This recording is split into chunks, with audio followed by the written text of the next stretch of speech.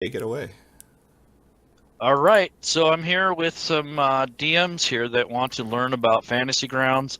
The main thing that we're going to focus on tonight is kind of how to set Fantasy Grounds up, how to utilize it as a dungeon master, and also we'll get into explaining how the modules are set up and created, what is the makeup of it, so basically the anatomy of a module. We'll go over tables, how to deal with the map, how to deal with encounters in the combat tracker, and if there's time, we'll make some of our own stuff. So if you guys have any questions in the chat, I don't know if you have a moderator, Cliff, but that would be great if you had someone to. I do, and I also have the chat open in my other window as well. So Perfect. And I think you have a guest here, Sin. correct. Yep. Yeah, Okay. yeah. And can we get the others to let's introduce ourselves. So for myself, my name is Laren. I am the founder of Fantasy Grounds College. I have many members that help me out, so I'm not a one-man show. Matter of fact, without my peeps, I couldn't do this. So I want to thank all of you, my moderators, my co-founder Patty, so on and so forth. Today we just gave away 2 or 3 copies of Mordenkainen's Tome of Fate, and we are also gearing up to do a Founders Day because our 1-year anniversary is at the end of July. So we're going to have that going. But we got over about Congratulations. 21. Yeah. So we got about 2,100 members now, growing still. We get roughly anywhere from 2 to 10 people a day, depending on the day. And I'm reaching out to the community to get us all together, and I want us all to be able to share knowledge and help each other out, and that's the main goal for this. I don't want to change anything anyone does. I just want you guys to learn the software, enjoy it, and learn to love it. And so that's my main thing for this. So, Cliff?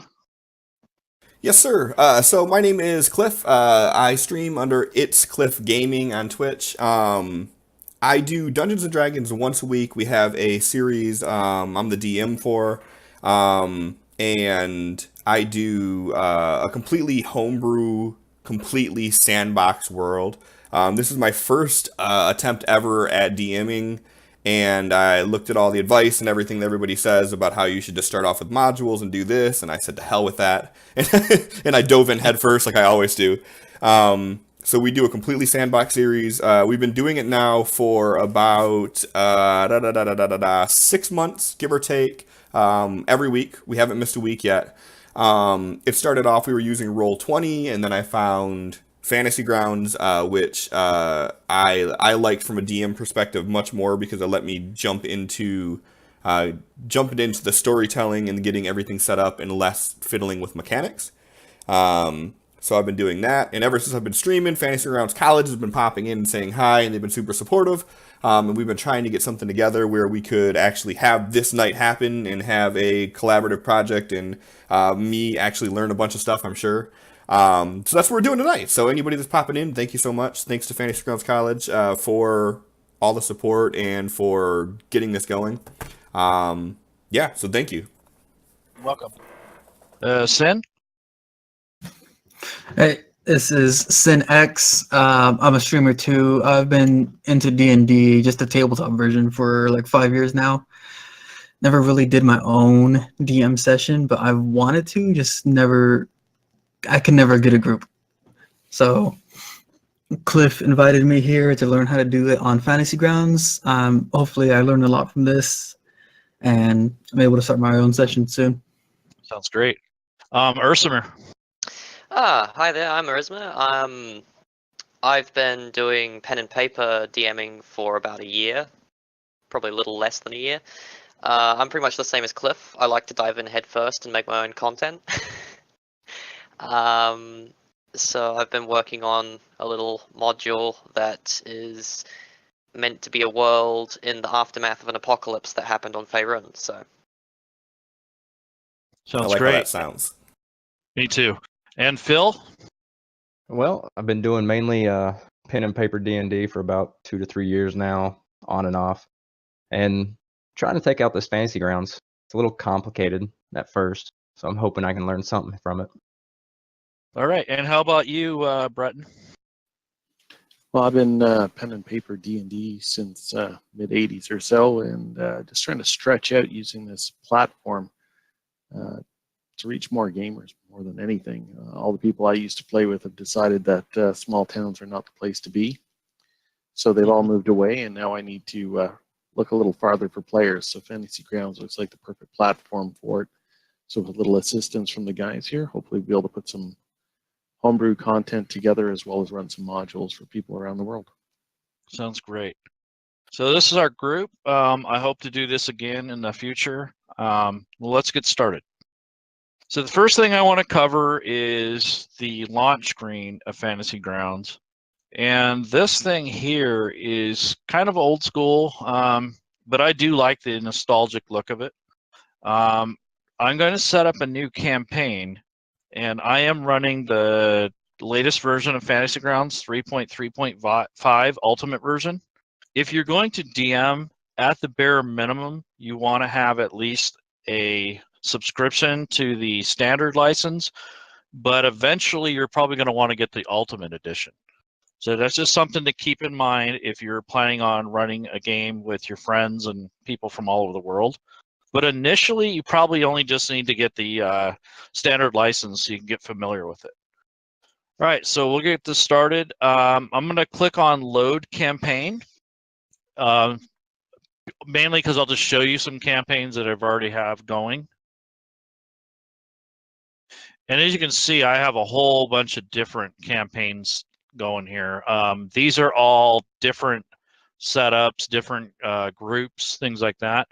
I'm not going to load these just yet because I want to show you guys how to do this from scratch.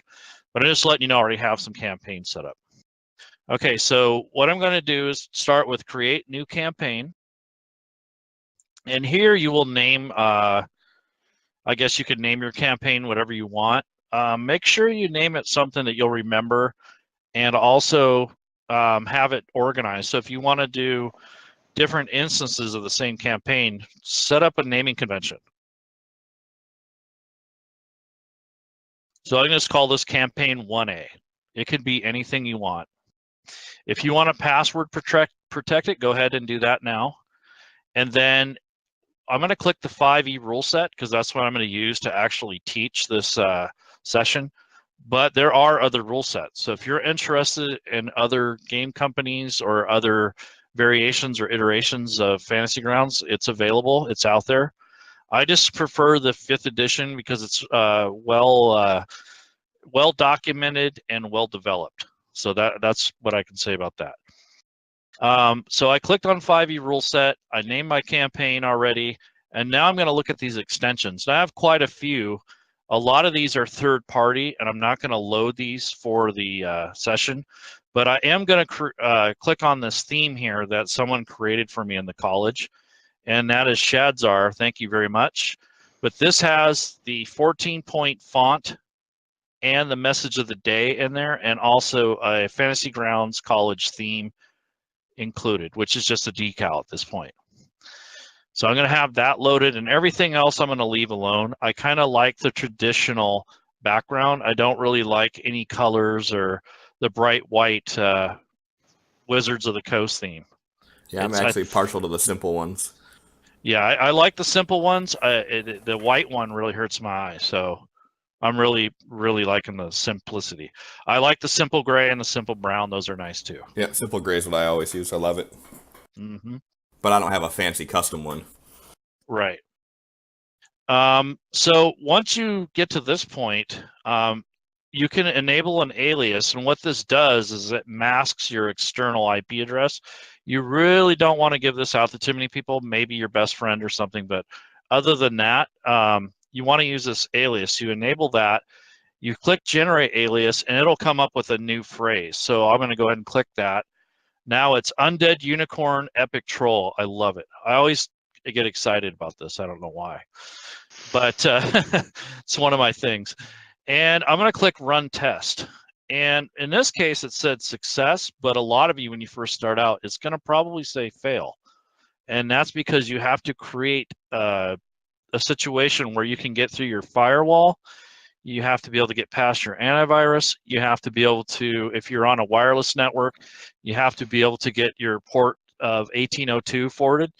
And I'm not going to get into that in this lesson. That is a whole another ball game there. That is a tech support issue, and I'm not going to advise you on how to do this, but you need to research this before you go out and buy a bunch of stuff. So get this figured out before you buy a bunch of stuff. That's my first order of advice. Quick question. With the Sure. alias, do people join with that instead of the IP? Correct. Ah, okay. That would explain why I couldn't get my tests to work the other day. Okay, so yes, when people join, what I normally do is I have them use their Discord name because I teach lessons, so that tells me who's already taken the class. Yep. So whatever their Discord name is in the college, I have them use that. And then they use the alias. And then if there's a password, I will PM that to them so that not everybody in the college is going to try to connect while we're working. No, you don't want 100 people. That's right. So anyways, I'm going to hit start. And one bad thing about my setup is that I have a ton of material. So I probably have, hundreds of modules and add-ons and things like that. So when mine loads up, it's going to take a minute. So that's one drawback that you have to do to keep your Fantasy Grounds working good and organized. Is you don't want to have too much third-party content loaded if you're not going to use it. So what I recommend, and it's been recommended to me by like Rob and people like that, is to go ahead and make a folder in your modules folder and just put stuff I don't use that much or something. So it just kind of keeps it separate. Because now what Fantasy Grounds is doing is looking at that directory and trying to recurse all the items that I have in there. So that's why it takes a while to load your content. Also, if your system, your session that you have has a lot of graphics, and it's very graphic intensive, that can also slow things down. Okay, so finally it's come up. Okay, this campaign setup is pretty much a default. This is fairly new in Fantasy Grounds. When I first started, this was not there. I'm going to close this for now, but anyone new that wants to know what this is for, this has a link to the manual, the wiki guides, and the official Fantasy Grounds forums. If you click next, it's going to say, hey, what do you want to load? And it'll take you to modules. If you only have SRD or core rules or whatever, it'll divide it up for you. And you hit next, you can do your tokens, some of the freebie stuff, and the modules.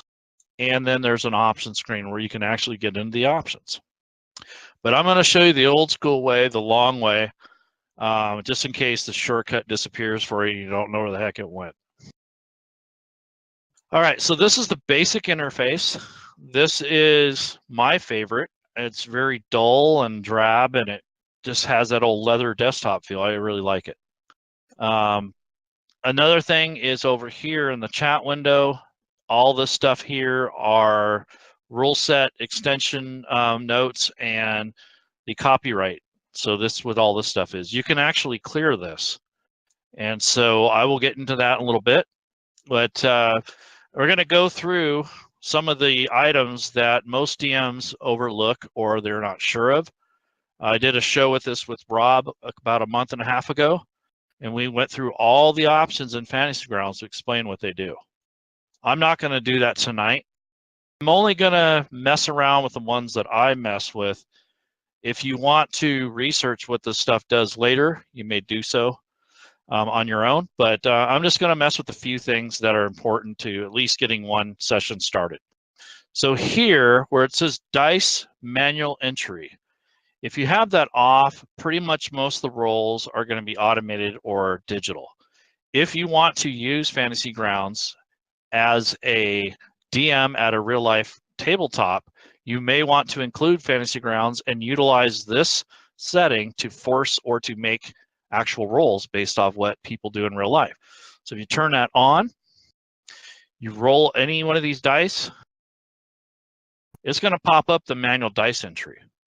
So if you tell your players roll a d20 and they do, you have to roll it also, but it will pop up with this dialog box, and then you will enter whatever value they give you or whatever they roll on the table. And that'll still have Fantasy Grounds do the calculations and some of the math for you. Also, if you want to test out a table or something like that, this is a good way to do that. So if you have a table that has a range and you're sick of rolling the dice 50,000 times, use the manual dice entry and force the roll, and you'll be able to test your tables out. So just as kind of a heads up on that. So for now, I'm going to turn that off. One of the things that plagued me when I first started was the dice tower. I had no idea how to activate it. So I went down to the bottom here and I said, oh, cool, there it is, the dice tower.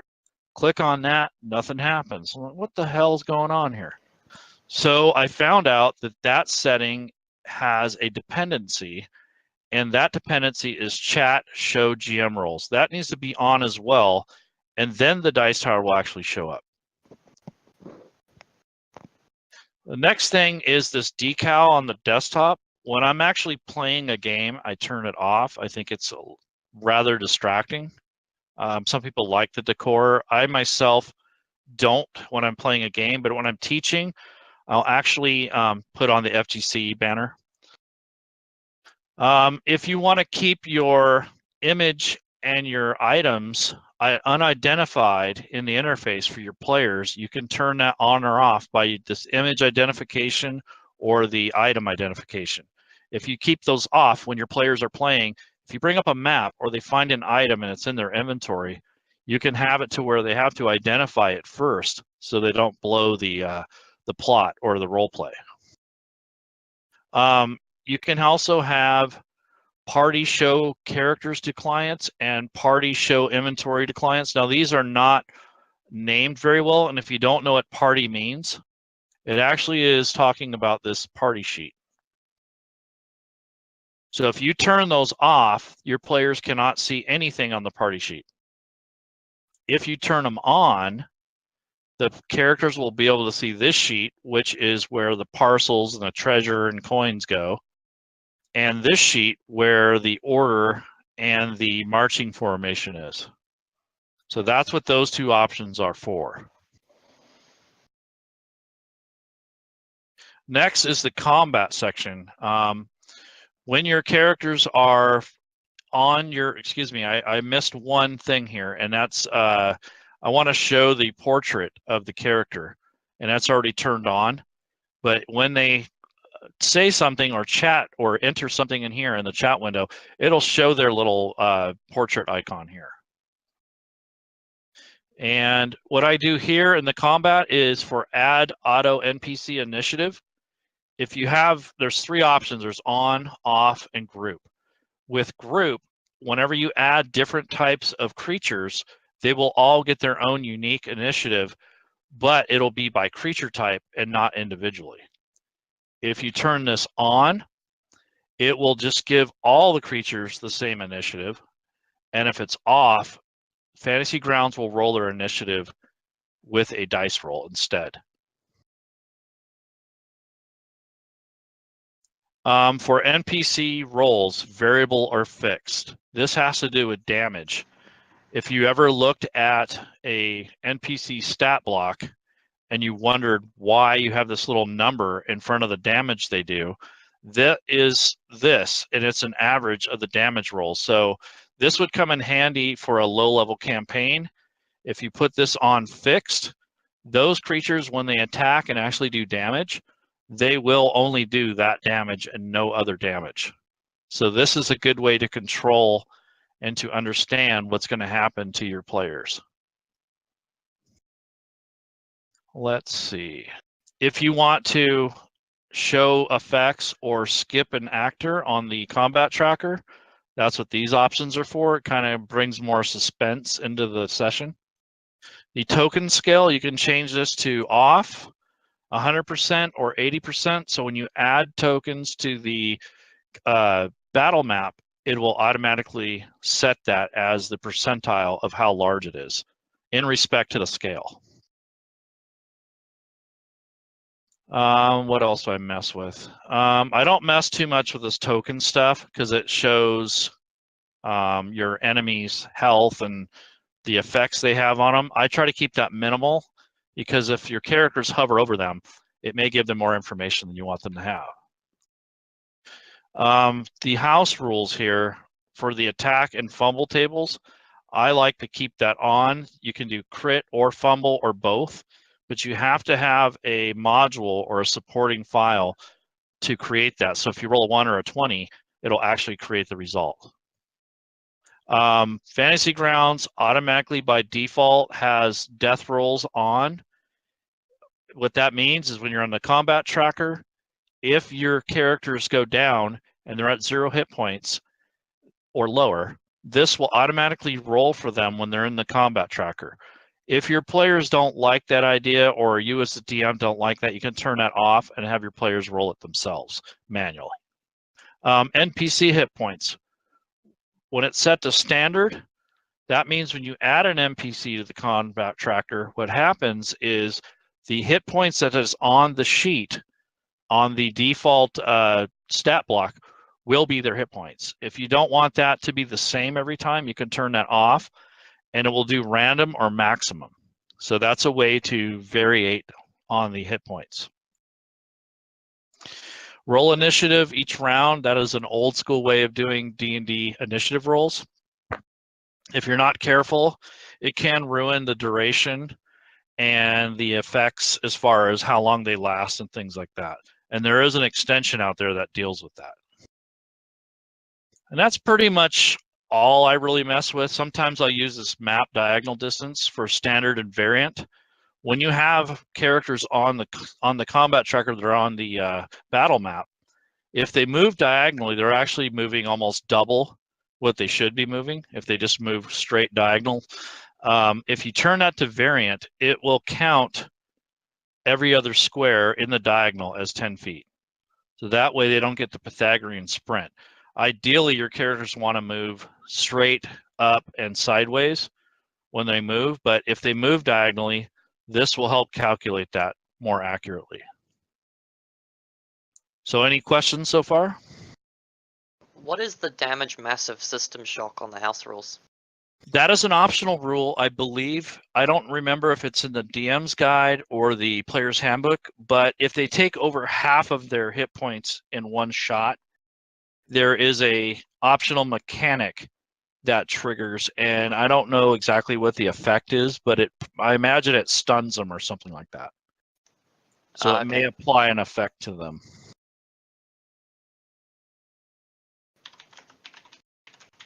That table's in the back of the DM guide, and it's just you got to make a con save, then you take some effect off of D10. Okay. Pretty neat to run with the campaign. Yeah, it is. If you want to add custom languages to your setting, you click on this languages button. And I tell you how naive I was. I really honestly thought if I clicked languages, I would be seeing Spanish and German and all these other things, but I was wrong. What this is you can actually set up languages for your campaign. So if you have unique languages, or if you want to add like Thieves' Cant, Druidic, things like that, you can do that here. The only problem is that they're limited on fonts. So if you want more fonts, there's some extensions out there that people have made for 5th edition. And what that does is it adds more font type. So when you're using the speech in the chat window, it will actually show different fonts for all the different languages. And right now there's probably only like 5 default ones. So you can add a language from here. And then it becomes available for your characters during the time of creation. And also your NPCs.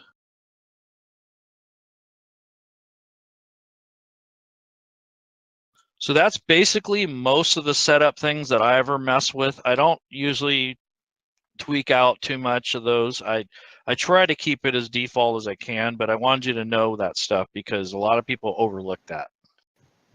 All right, so the next thing is screen layout. Now this is kind of a tried and true layout that I'm going to show you that most DMs try to incorporate. I've actually found this online when I was watching the Digital Dungeon Master a couple years ago. He was kind of showing us how to lay out the screen more, I guess, strategically to help you maximize the space that you're going to be using on the desktop, especially as a DM. Got a lot of stuff going on. This practice is also good for a player.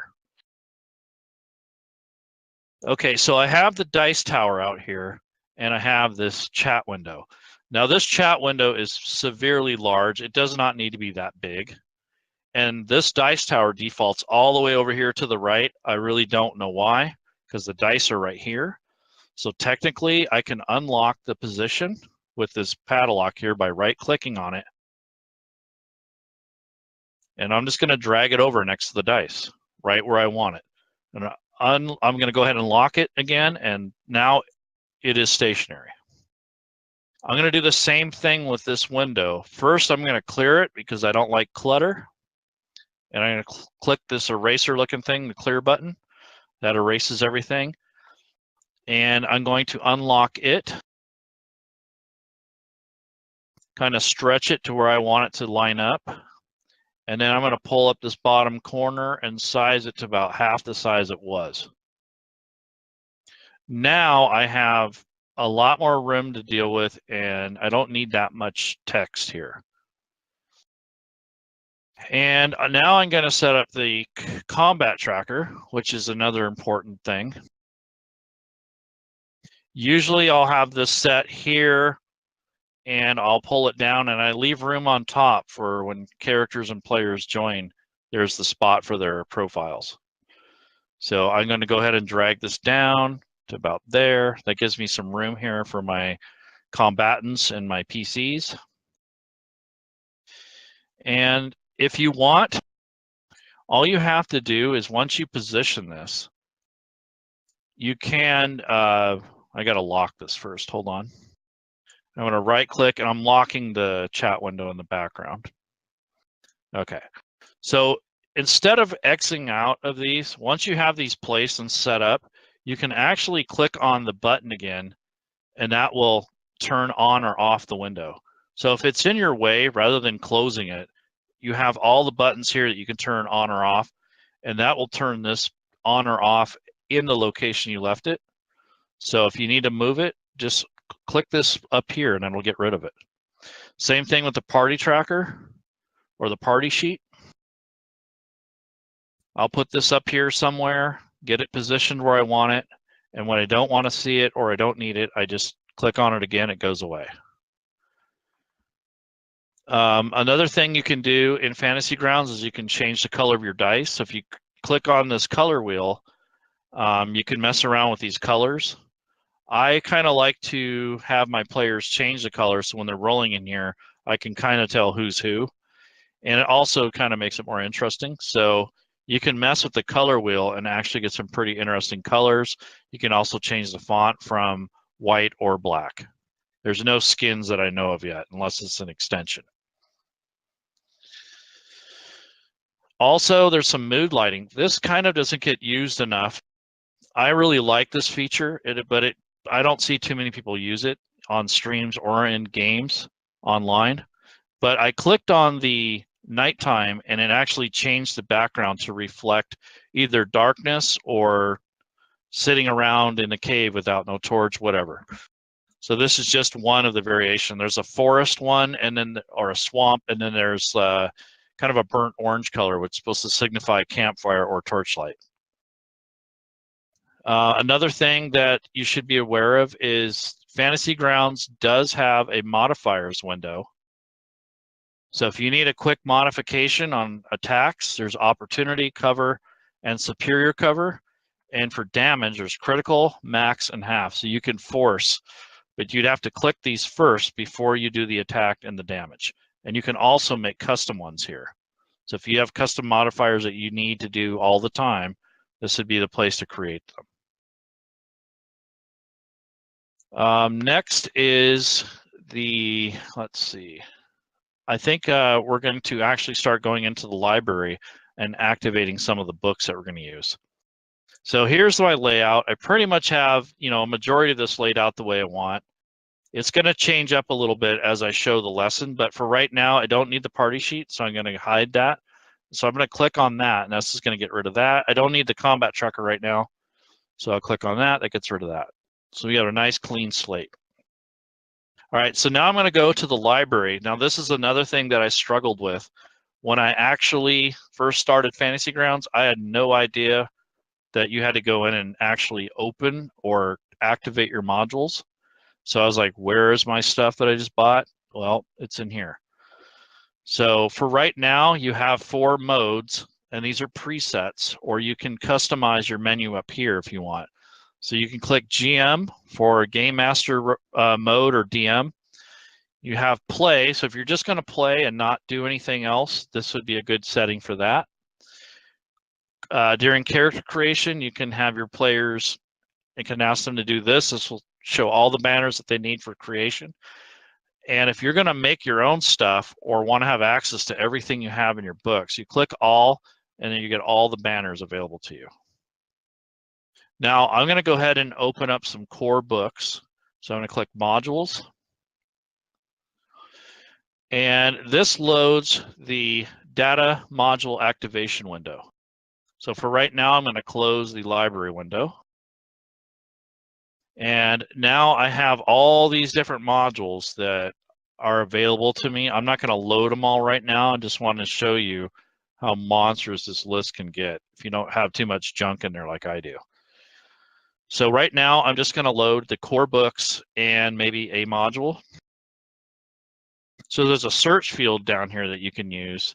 And there are these 2 buttons that you use for sharing or for letting your players have access to a certain book. If it has the green check and it's loaded, the players will have access to that material. If it has this X, then it is no longer available to the players, but it might be able for you to get into if you have it loaded. So all you have to do is drag these over, and that'll change the status. So it's just drag and drop. Now I'm going to go ahead and do a search here for anything that I want to use for this lesson. So I'm going to do the DMG or Dungeon Master's Guide. So I just typed dungeon. Boy, that didn't really filter it out too much because they have a ton of things called dungeon, but it did help a little. So right here you have the Dungeon Master's Guide, the players part of it. There's the maps and the guide. Back in the day, I think this is all one book. I think they broke it into 3 parts. So I'm going to go ahead and load the DM's guide. And once it's done loading, it will say unload here, which means that it's already loaded into memory and for me to use and access. Now, being that I have no players at the table, I really don't need to share that. So I'm going to go ahead and kind of unshare that and make it so where I don't have to use that. And in Fantasy Grounds, you don't want to have a ton of assets shared. So when you're creating characters, you'll probably have 3 or 4 books open. That's fine. But when you're actually playing, you don't want a ton of things loaded up. You really only want to have loaded what you need. That keeps your overhead down, and there's a less likelihood for Fantasy Grounds to crash on you in the middle of the session. So less is more at this point until they update it. So that's the Dungeon Master's Guide. Now I'm going to load up the Player's Handbook. And as you can see, I have a bunch of different players' guides. But for this lesson, I'm just going to do the standard Player's Handbook. I could load the Tome of Foes and all that stuff. I don't really need it, though. So I'm just going to load up maybe the Sword Coast Adventures Guide, because that's pretty useful, because the game I'm going to load takes place there. So I might load that. And right now I'm telling the players that they have access to it. Well, they're not, I don't have anyone connected, so I don't need to share that. And let's see, there's the DM's guide for players, don't need that. There's the Player's Handbook. So that one I might share, especially during character creation. And what's really helpful is there is a reference manual in this book. So if your players wanted to look something up, it's available. So I might leave that open for them. And the next thing I'm going to do is the monster manual. So I'm going to load this up. And I'm going to do Lost Mines of Phandelver. which is a really good starter module for any DMs that want to learn how to run a D&D 5th edition campaign. It was actually the test module for D&D Next back in the day. So I'm going to load that. Okay, so there's everything that's loaded. Now if I click all here, I need to get rid of the search criteria. If I click all, it just shows me what I have loaded. It filters that out. So all this stuff here is now loaded in my library. And the only thing I'm sharing is this player's handbook. And honestly, at this point, I don't need to even do that. So that's the data module activation. Very important. You need to manage your resources. Only use the books that you're going to need. Sometimes, though, during creation or character creation, you need to have more stuff open. That's fine. But just make sure that you unshare it and that you unshare the images that are no longer used so that your memory of 3.5 gigabytes does not go over the memory threshold, at which point it'll start giving you errors. So as your campaign goes on and as you share images, that box will start filling up. You need to make sure that you unshare things, and I'll show you how to do that later. But that is important to manage your resources. Oops. Okay, so now what I'm going to do is open the library back up.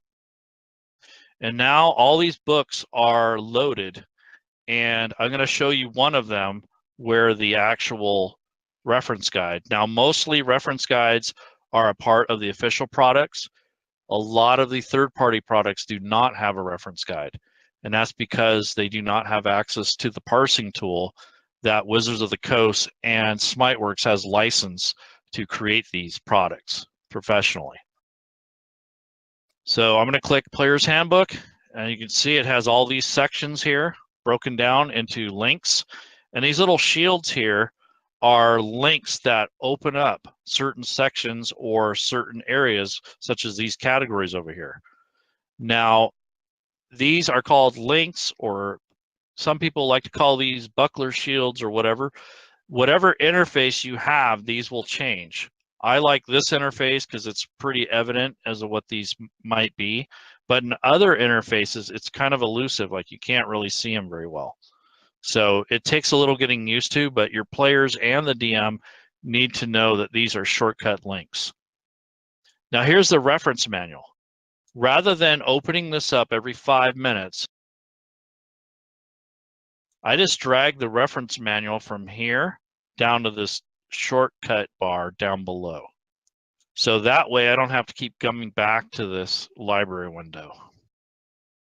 So now I have the reference manual shortcutted to the hotkeys. Players can do this well as long as they have the proper permissions and the shared quality of a book in their inventory. And that's up to the DM to share that.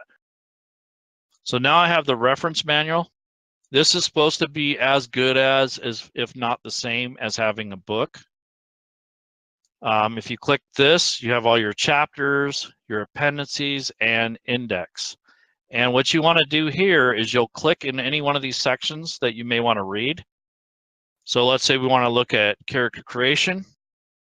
This tells you the order that it wants you to do character creation. Now, this kind of contradicts the lesson that I teach in my Fantasy Grounds College character creation, because it tells you to do race, class, and ability scores because it's going off the actual pen and paper. But in effect, you need to do these in a certain order in Fantasy Grounds. So the real order that I would recommend is do your ability scores, your background, your race, and then your class and level. So don't let this throw you off. And also here, you have these page numbers that you can, basically like you're turning a page. It's just like having the book, just you don't have it in your hands. And then you have this search function down here. So let's say I wanted to look up rules for swimming. I do that, and it has underwater combat here. So that would narrow it down to that. And if I wanted to come back to this, I can bookmark it, and I don't have to open this book back up. So get used to using these hotkeys. I'm using the control button. That's why it keeps disappearing for my push to talk. But you can have quite a few shortcuts. So it helps How did you using these bookmark because part of the page? Sorry. I Oh, just no, never drag mind, it. I just drag it, the pin to here. Yep. Very useful tool. A lot of people don't realize that in the beginning. So any other questions before I move on?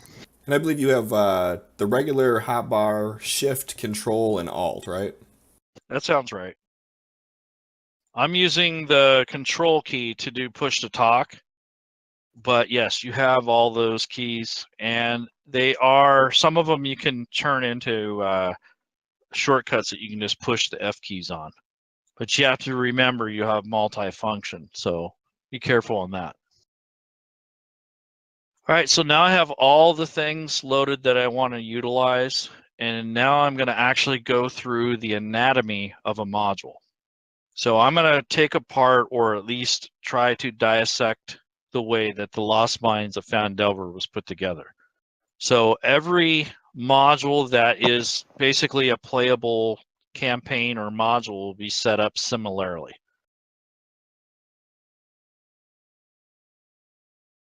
So we pretty much always start with the story.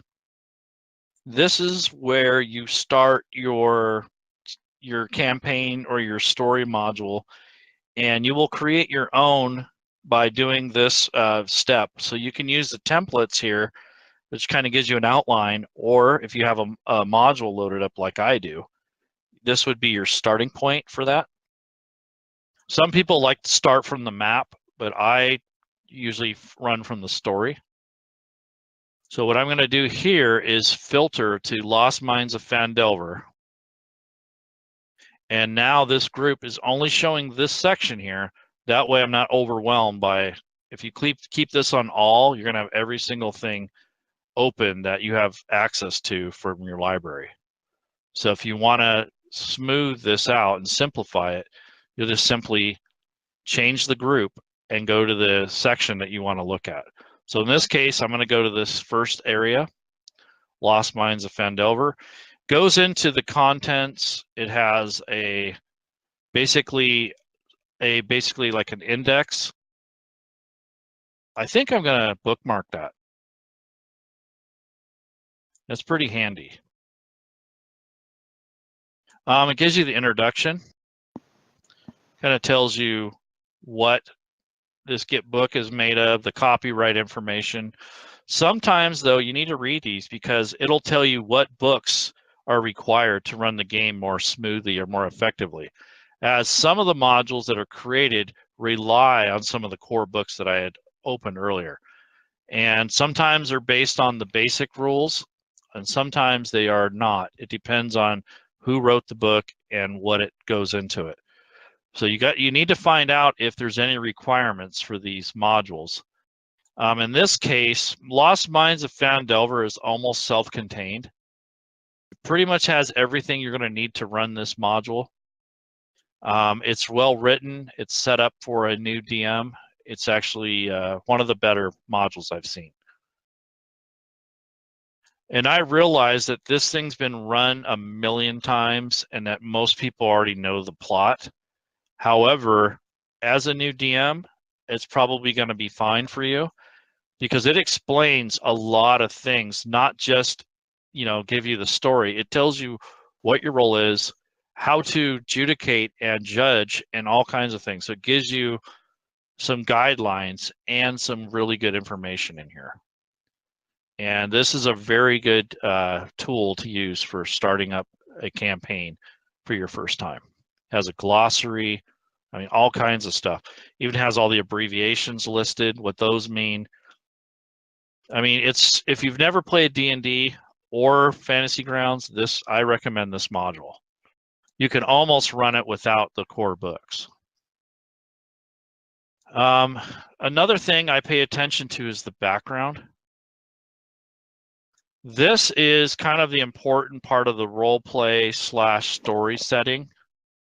When you have this background here, it gives you the gist of how the module came to be, why it is the way it is, and maybe even some of the aftermath. So I recommend that you at least read the background so you know what you're getting yourself into. And I also encourage you to do some research. So rather than just going off what this says, and if you don't know the Forgotten Realms, a lot of the stuff isn't going to make a whole lot of sense. It's just going to be names and places and things. So what I tend to do is I'm going to unlock this, and I'm going to make some notes here. And this is a note section in which I'm going to create a new note by clicking the edit button, clicking this plus button, and now I have a new sheet where I'm going to put some notes. And players can do this as well. They can make their own notes, and these are only existent for the campaign setting that you're in. Yes, the DM can see those notes and he can share them if he wishes. But for the most part, if you're a player and you make your own note, none of the other players can see it, just the DM.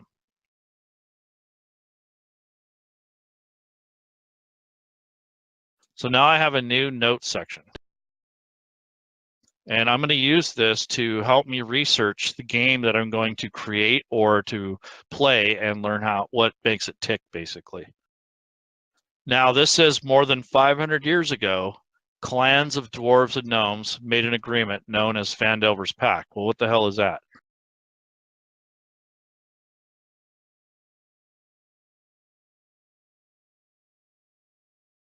And I'm going to go through this systematically when I have time, and I have time to sit down and research this. And I'm going to go through each one of these places, names, and things, go onto a wiki page or online and research what the stuff is, because the information that they give you in a module may or may not be complete. You might actually get more or less. So I'll compare this information with what I can find online and make some notes. And the good thing about that is, you have more information, and when you need to wing stuff or make up things on the fly, you have names, places, and things to draw upon. So if you need a table, for instance, like a rumor table, you can condense the information that you found online and make a table out of it. Or you can utilize some of the names and places and things for your campaign, and it'll still fit into the setting. Or if you want, you can make up your whole and just place this whole module in your own world. So you don't have to do anything that I'm showing you now. It's just a recommendation. If you haven't played D&D before and you don't know about the Forgotten Realms, I recommend that you do a little bit of research on some of these names, places, and things. And it also gives you filler information, because usually modules only gives you the outline. It doesn't give you all the filler. That's up to your DM and your player to do all that. And it's nice to have some of these names and places already underneath your hat. So if you need to pull them out, you can. So this is kind of above and beyond the lesson, but I recommend this. And I also respect that you do your own research and your own work, and that you're not just a consumer. So if you're buying this module, you're making this module yours, and you're not just running it the way they have it set. So it's very critical that you learn how to do this stuff on your own after you get used to it. So this stuff here is all just the outline and the items that the author wants you to know. But if you want to know more, you need to do that extra research. I think it's important. It's not necessary though. So if you don't have time to do that research, that's the drawback, is the time. So if you only have an hour, it doesn't take long to research a couple of these names and things right before your session. You don't have to do this whole thing. You can do Fandelver's Pact, Wave Echo Cave, things like that. Maybe the Forge of Spells, find out what that was, and call it a day. You don't have to research every single thing at once. So this is kind of a good thing here, especially if you're new. If you're not used to making up things and you need to be planned and thought out a little bit more, this is what I recommend to do. So I'm going to go ahead and lock that, and I'm going to lock this back up so I don't ruin the text. And that's the thing that Fantasy Grounds has. Lost Mines of Phandelver is not as protective as some of the other products. A lot of the other products are locked, and you'll have this little reddish hue. which means that it's read-only and you will not be able to edit it or unlock it. So that's something to watch out for. But anyhow, so I have this background up. If I click the arrow, this gives me an overview of how this is supposed to work. And it has it sectioned off into part 1, 2, and 3, and then maybe like an aftermath. It gives you an adventure hook. So it gives you a way to pull in the players from no matter where they are into this campaign. It gives you a suggestion, but I suggest you come up with your own method as to how your party met. And even if you want to place it in a different world, you can change these city names or the town names. You don't have to use what they give you. So if it says meet me in Phandalin, well, Phandalin's one of the main towns in the module. You can rename that and drop this in your own campaign. You don't have to use what they give you. The only thing is you just have to remember to substitute that out every time you see that. Okay. And furthermore, to touch base with what you said with this has been run a million times and all that, using your own names for everything is a good way to rehash content that someone may have already played. And if you do a good enough job of coming up with your own names and, you know, just slight tweaks to it, you can make a campaign even like this feel just like your own without people being too much wiser that you're doing that. Correct. I agree with that fully, and that's what I'm saying. You're reskinning it, but you're also putting your own twist on it, and you're not necessarily reinventing the wheel. So it's a really good way to get replay value out of the products that you already purchased. So if you want to do your own, I recommend it. But if you're going to play the Wizards of the Coast official products, that's a good way to keep that going.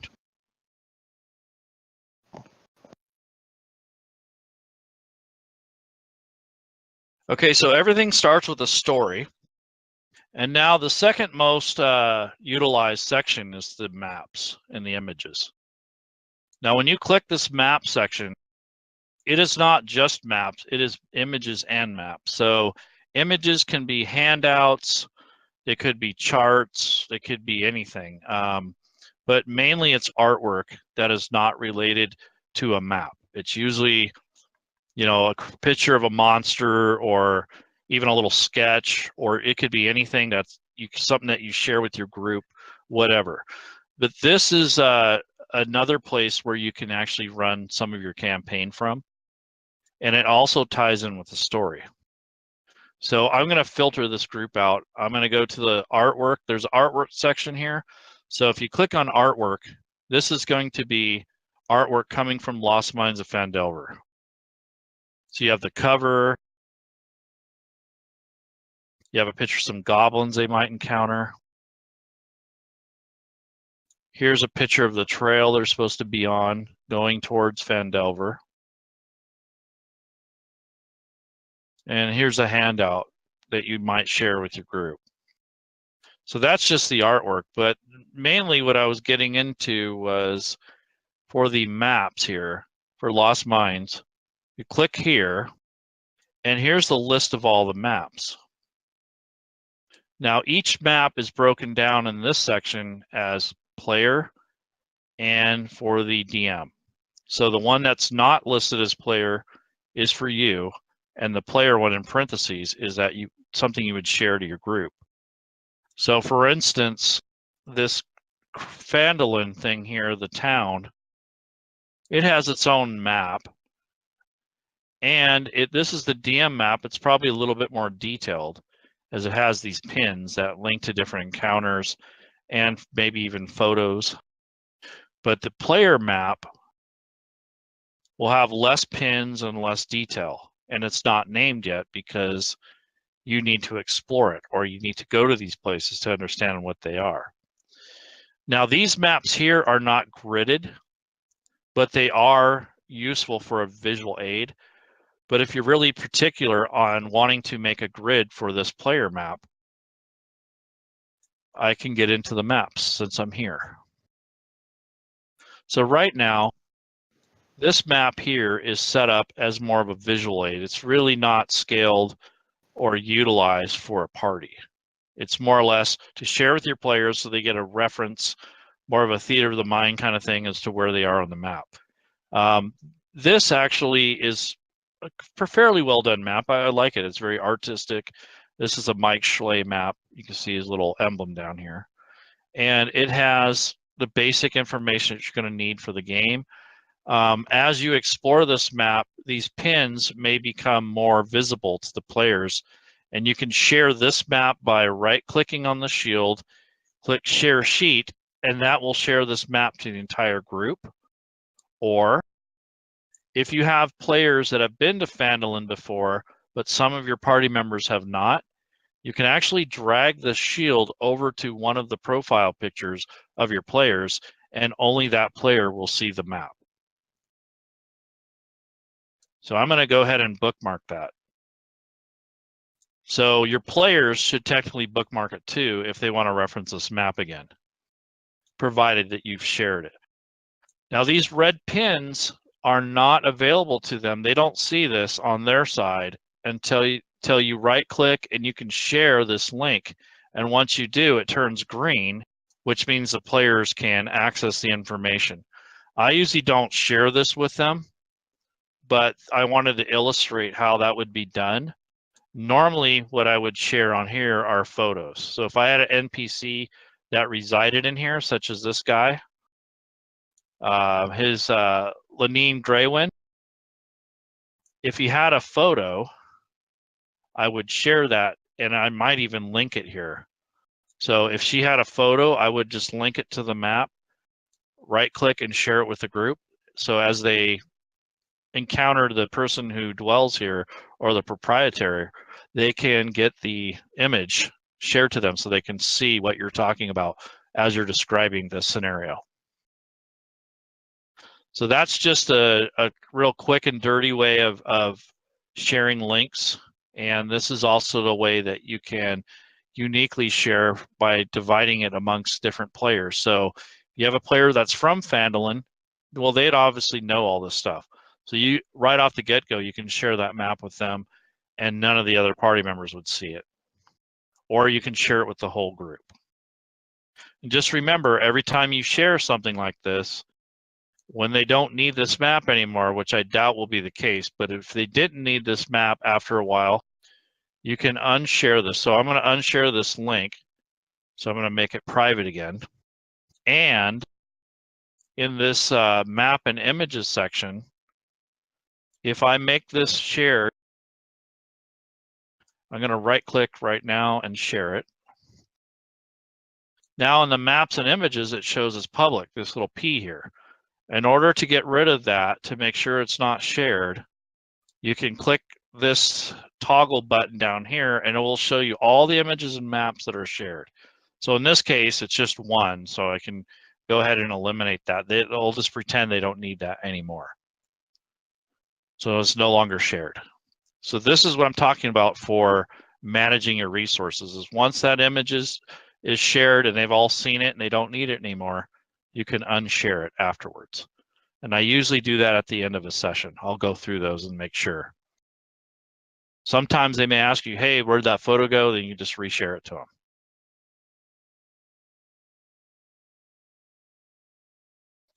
Okay, so here we have the map, we have the pins. I explained how you share the map or the pins themselves. Usually I don't share the encounters. There'll be photos that I have pinned down here. I'm going to go ahead and grid this map. We'll just say that we need to keep track of distance or how long it takes to get from point A to point B. So I'm going to go ahead and grid this map.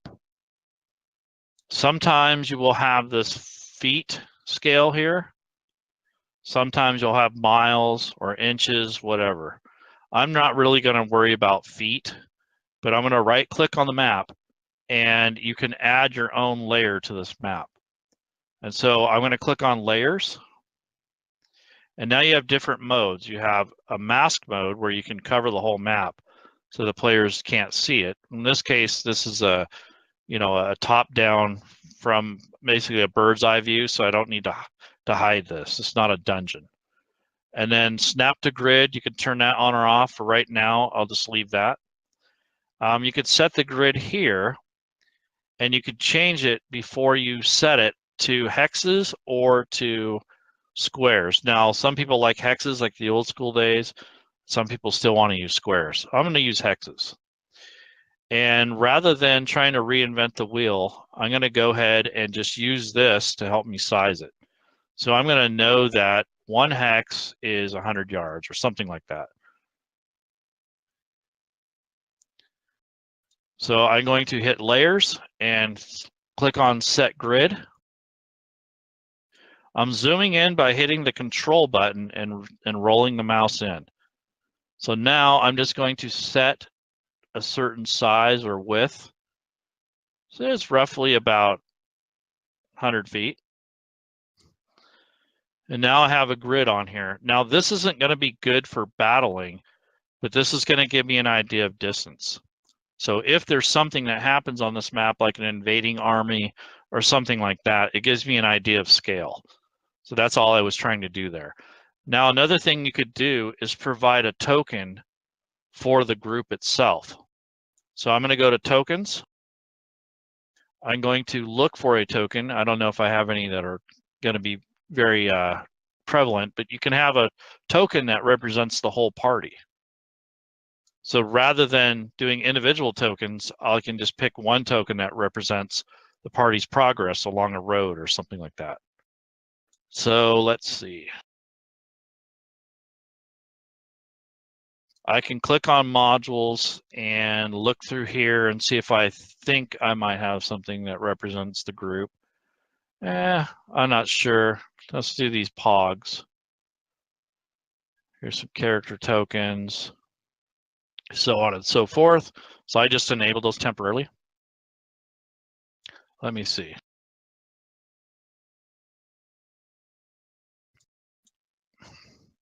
There should be some letter tokens. That's usually what I'll use, like the letter P or whatever. So these are probably in alphabetical order. So I'll just use one of these.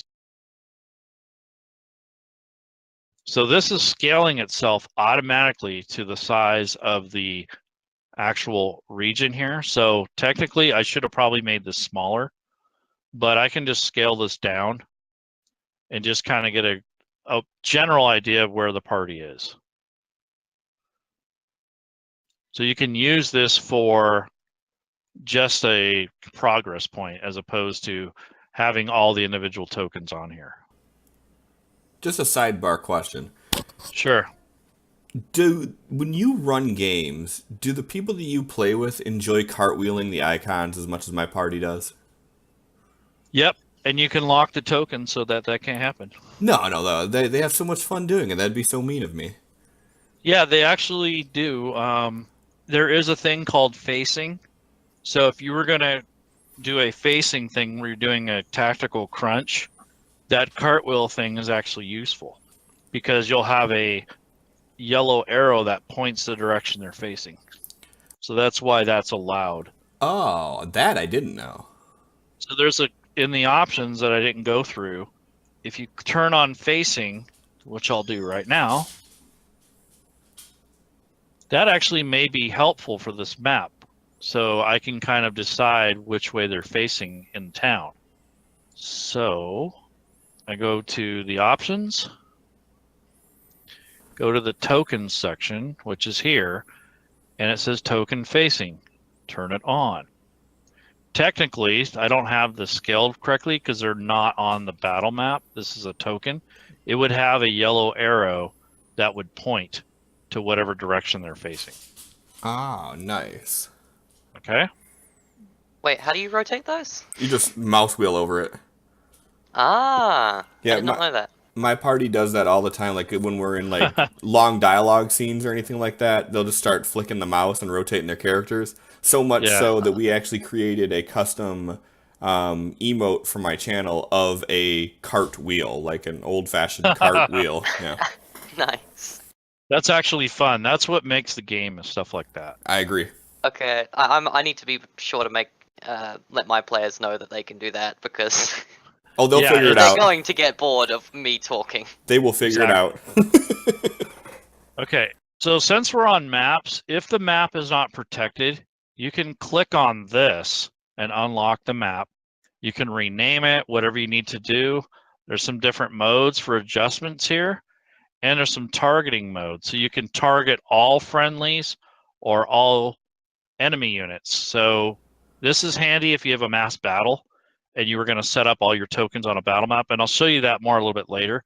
But these two here are useful if you want to basically have all your party members target one target, or to have all your enemies targeted. So it all depends on what you're doing, and I'll show you that later. This isn't a good example. I believe that was the tip of the week this week too. Yep, exactly.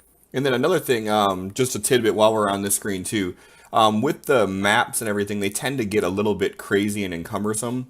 And one easy way that I found to resize everything is if you hold Control and you just click drag on the map, you can actually resize it with that. But it always resizes from bottom right. So what I typically do is I will get my top left corner where I want it to, and then I will drag down and right while holding Control and resize it to the exact size that I want the map to be. Right. Another thing I do is right-click on the map, resize, and click small size, and then I'll do that very thing you're saying.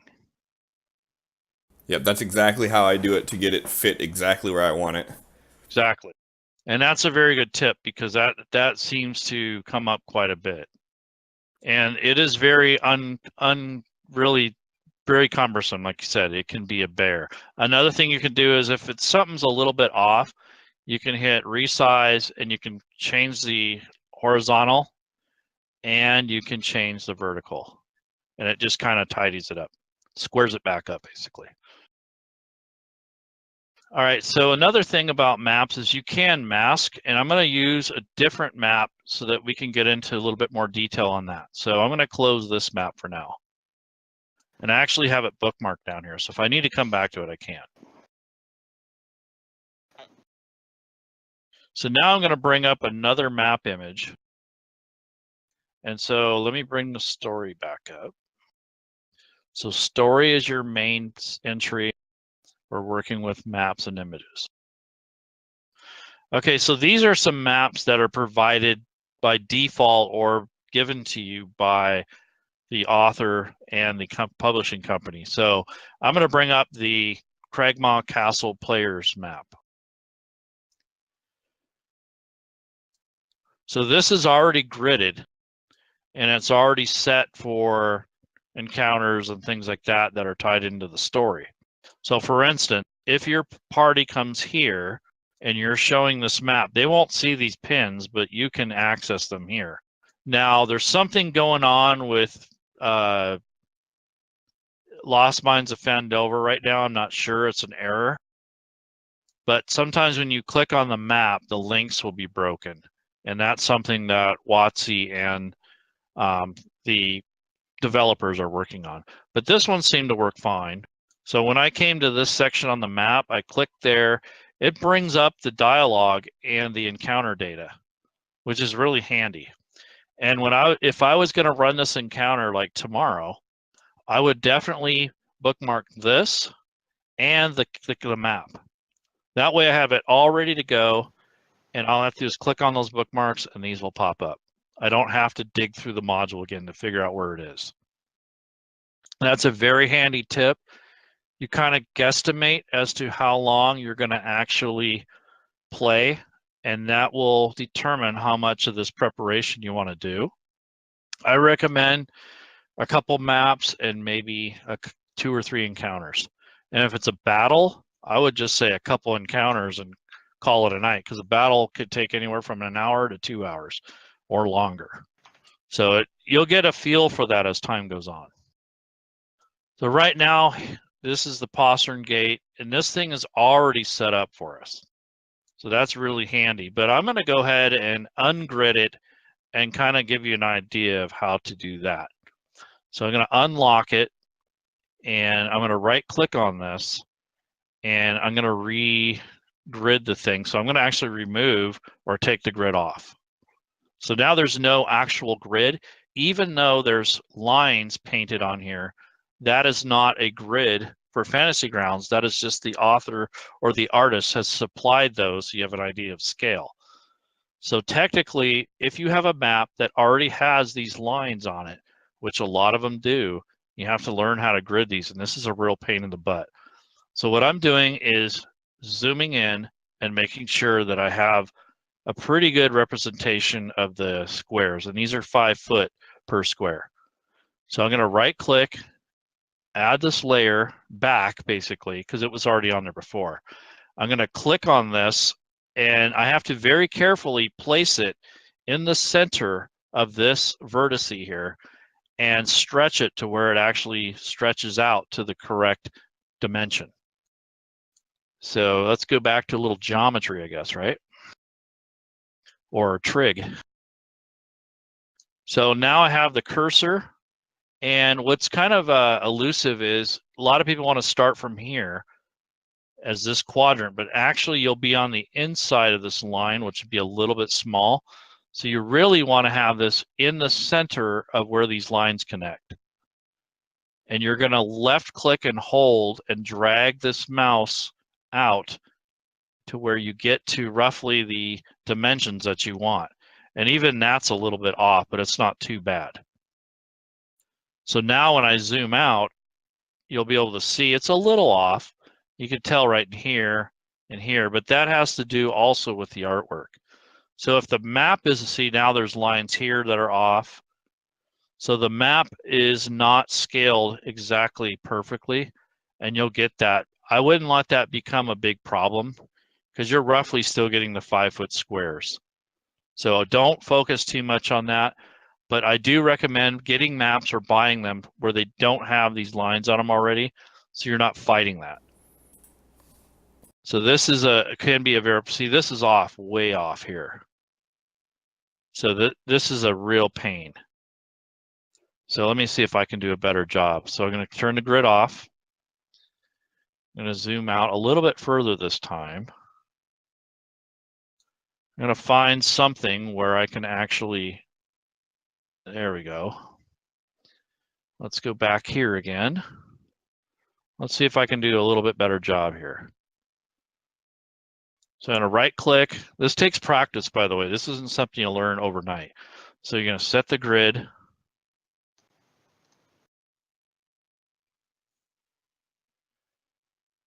I think it's still off, but you see it, I started in the wrong place. So that's why that's the way it is, but you can adjust this, and I'll show you that in a second here. So right now it's off. It doesn't look too bad, but if you really look at it carefully, it is off a tiny bit.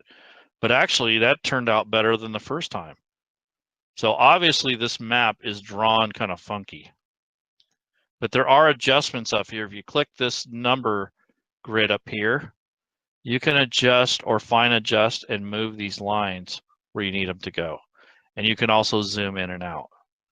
But I recommend trying to learn how to draw it right the first time. And if it still doesn't work, it probably could be the fact that not only are you new at it, but the map itself may not be colored or basically lined correctly, or the source that you got it from may be crooked. So try to get some quality maps. You don't have to be perfect. It can be black and white or whatever. The main thing is that you want to be able to represent what you're trying to display in your story. If you just want to sketch them out by hand and scan them, I mean, you could do that too. Just don't make it basically your only thing you worry about, because honestly, when you're done with this map, it may be forgotten. Who knows? I don't think a lot of DMs should spend too much time worrying about these maps, because really you're trying to have fun. If you sit here for hours like I do and try to rescale these things, it's going to drive you nuts and you're never going to get anything done. So just don't let this be a big hang up is what I'm getting at.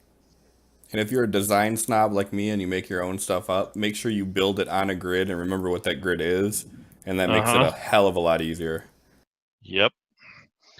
So and this also, is one of... Sorry, I was going to say, and also if you purchase a lot of these, any maps, most of the time the creator of the map will tell you what the grid size is. So when you're creating the grid, like he was just doing a second ago where he dragged the square out, just drag it to whatever number that grid is supposed to be at, and then use the arrows up at the top to fine tune where it lies. Yeah, you can adjust it that way, but sometimes it makes it worse. And it just depends on how this is drawn. So right now, where I dropped that, looked to me at first like it was crooked, but actually it's right on. So really strange. So it's like an optical illusion, I guess. All right, so I'm going to go ahead and lock this back up. Now, the next thing that most people want to deal with is masking. And that is something that you can do. You don't have to, but it makes it more interesting. So you right click on the map, you're going to add another layer, and you're going to go into mask mode. Now this grays it all out for you, but your players won't be able to see that. So you can draw two different ways. If you leave it at default, it'll draw the square out, and this is the area the party can see. So I may have a starting area, and if I click the control button, I can actually remask it. But I'm going to leave this open for the sake of the tutorial. So here's the starting area. You can do it like that, but when you have these irregular features like forests and rounds and things like that, you need to be able to trace that.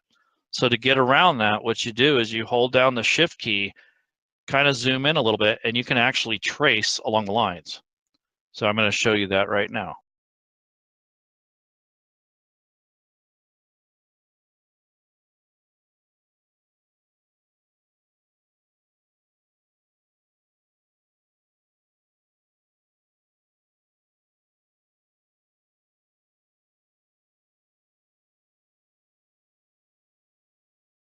So not very meticulous, but you know, when you zoom out, you can't tell your hand was shaky. But it's just good. This is going to become a lot easier when FGU comes out. Yes, I agree. Because it's just basically where the players see. You've already traced the map, and the players have a vision cone. That's right. When I think when Fantasy Grounds Unity comes out, all the official maps will already have the occluders in them, so you won't have to do those. Yep. But any custom maps, you'll have to do those yourself, probably. I feel sorry for the poor soul who has to go over and trace every map. I have an idea who they're going to be. Okay. So, anyways, that's how you mask this image. If you want to get rid of the mask mode, which that's what I'm in now, is I'm going to click layers, and I can delete the mask or I can exit the mask mode, which I'm going to do now. So there's that. So any questions on maps? Isn't there a way you can do it as a GM to see what the player view is too? You'd have to have a second instance of Fantasy Grounds running. Oh, okay. I thought there was a way you could just do it from here. Nope, you have to set up a dummy account with a different email address and run it as a demo. Run it on your local network, and then you can just toggle back and forth and see what you need to look at. So you can have it on your other screen if you want. And you just connect with it as a dummy character. All right, so any questions on the maps? Okay, so I'm going to go back to the tutorial. That was the map part. There is a lot more to maps, but that's the main stuff you need to know. These are the main stumbling points. Okay. So we're still talking about the anatomy of a module. So these two end up being the main sections. I'm going to break this whole thing down for you so you kind of have an idea how it's laid out. So I'm going to bring up quests and NPCs.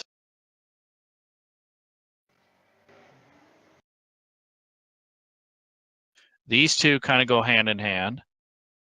I'm going to bring up items and parcels.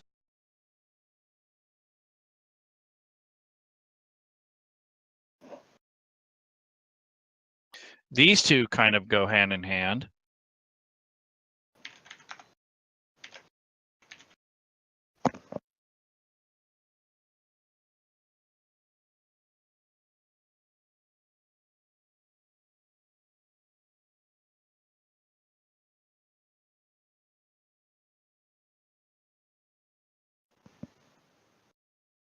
Okay, so here is a module basically in a nutshell. This also represents this reference manual, which I'll bring up in the library. And I'm going to bring up Lost Mines of Phandelver and the actual tables here and the reference manual are all here. So technically I can open up all these from here. So that's what this kind of represents. There are some extra things on here. There's an NPC table, which doesn't show up here. And there's some more basically narrowed down shortcuts here. But basically all these sections here are represented here. And this is how the majority of modules are made, is with all these sections. Now, when you're running a game, you don't have all these open, but when you're exploring the product that you just purchased, I recommend that you filter this out to whatever product it is and get to know how it's built. So for instance, I'm going to go ahead and filter all these out to the Lost Mines of Phandelver sections. And not every module is going to have all these pieces. This one just happens to. So there's a parcel. Here's some tables, the quest items. And I think that's, yeah, there we go. So these are broken down into sections. So this was the actual intro part. I'm going to put this on part 1. This is on part 1. These don't really have parts per se, but the tables don't come up till part 3 on this one. And this is quests that go throughout. So I'm going to go ahead and click that. Okay, so these are all the sections that you can access the module through these areas. Get used to using these groups. They're very handy. They allow you to filter out content when you don't need it. However, if you need to go back to the Dungeon Master's Guide in one of these sections, you're going to have to open it up and scroll to it or click on all if you want to do a search through your whole library. Okay, so there's all the sections. When you build your own things, you don't have to necessarily have all these, but I want you to know how this stuff works. So this is all tied in together by the story and the images, and all these other pieces tie into those. So I'll show you kind of how that works. So NPCs make up encounters. Items make up parcels. Tables kind of tie these together in a strange way. And I'll explain that later. And quests are kind of non-combative goals, or, you know, when the party reaches a certain point, or if they've completed a certain task that's not necessarily a fight, this would be a quest that you just get experience point for completion of a certain goal. Another thing I do with quests, which is interesting, is I'll make my own quest items that really have nothing to do with the module, but they're more for personal reasons, like people showing up for the game.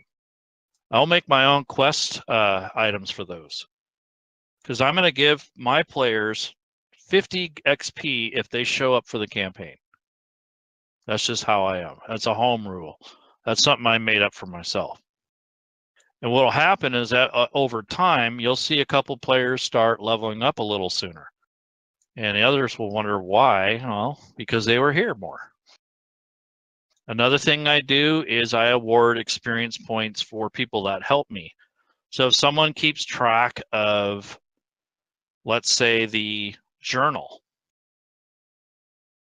or maybe they help me design some of the monster, whatever, or a code DM, or a teacher's pet, whatever you want to call it, I give experience points for stuff like that. Another thing that I do is I have one for artwork. So if somebody makes a map for me, or let's say he or she draws the artwork for all the NPCs, I give a little XP for that. That's pretty cool. That adds to the atmosphere.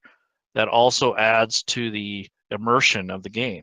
So if somebody's willing to do all that extra work I think they should be rewarded for it. And not to mention, people that write backstories for me, I give them 50 XP right off the get-go. So if you make a character and you give me some kind of backstory, and I don't want a novel, but I don't want a one-liner, so I'm talking like a couple paragraphs about your character, that makes it easier on me so I can incorporate you into the story, and those elements may come up during the play. So if I can incorporate them, I will, and I want your character and yourself to be invested in the story and not just stuck with whatever the module gives you or whatever a pre-gen gives you. I'm not even joking with this. I had a player generate a backstory and they put it in bullet points. Okay. It was just bullet point, one line pieces. You know, He if is a there's quiet enough, type. He is. It was sort of okay. It's an interesting way to do it. I don't mind that as long as there's enough bullet points.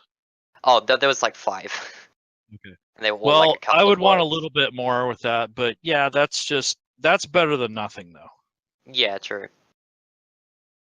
I don't really require any of that stuff that I just told you about, but I kind of like that stuff, and it adds to the game, makes my life and job easier, and it gives people incentive to actually contribute to the overall game.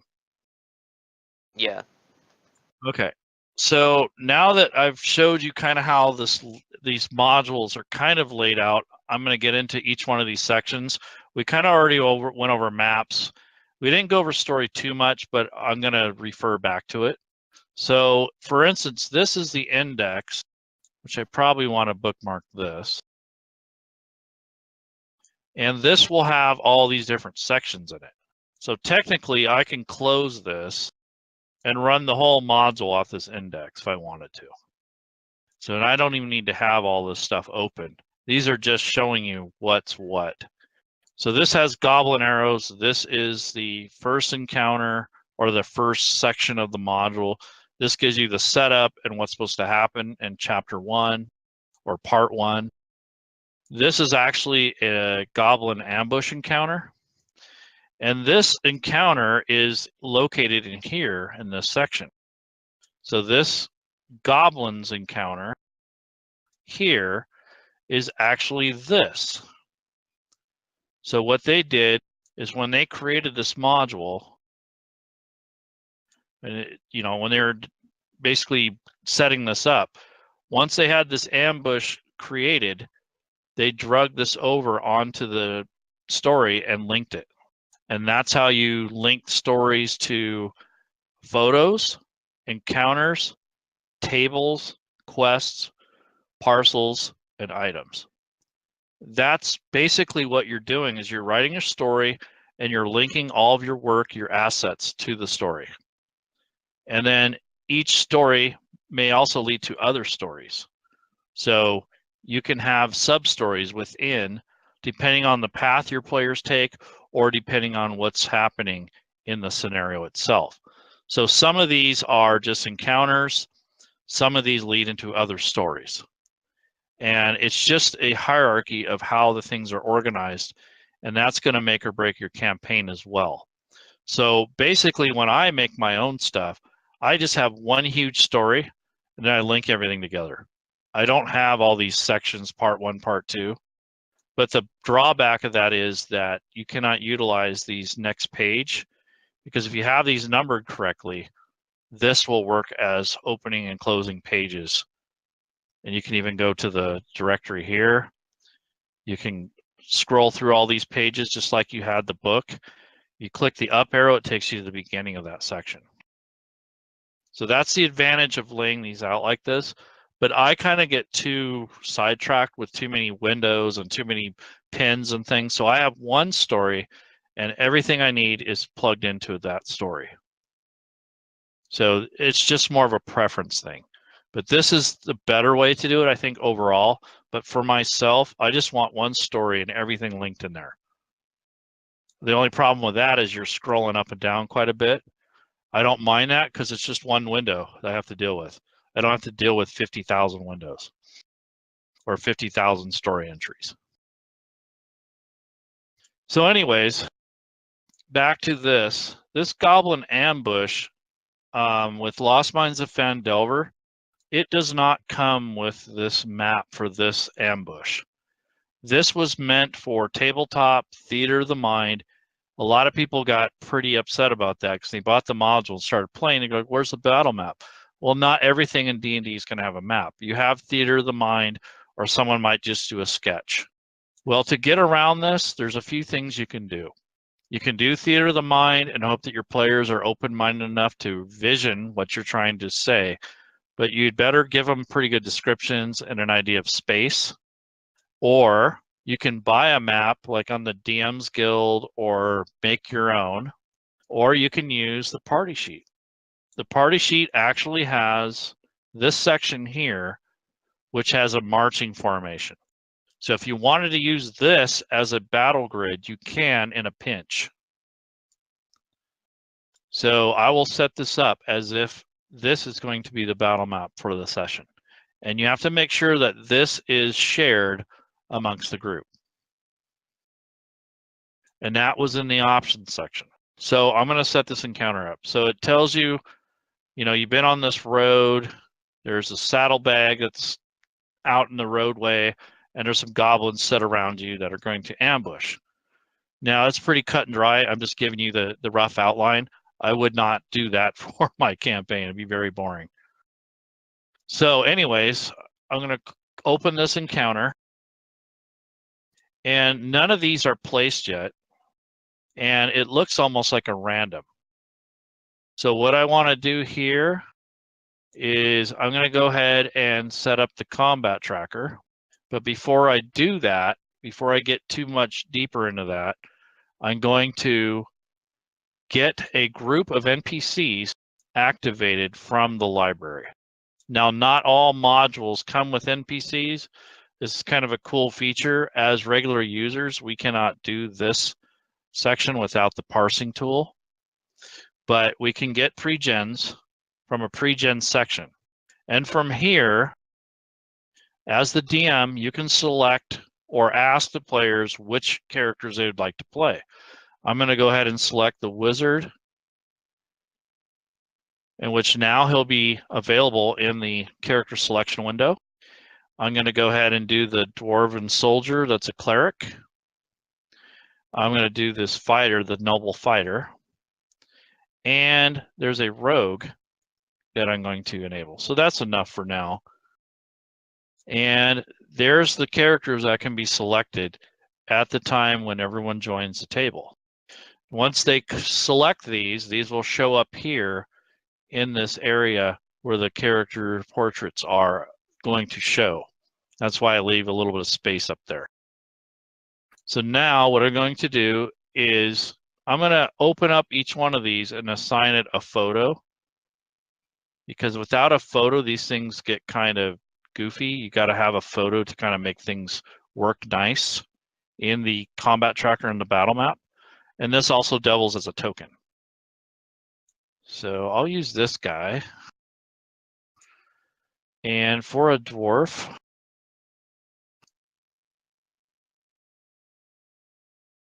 use that guy.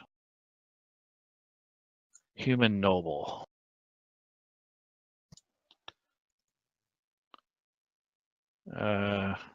Let's see. Use that guy. And halfling.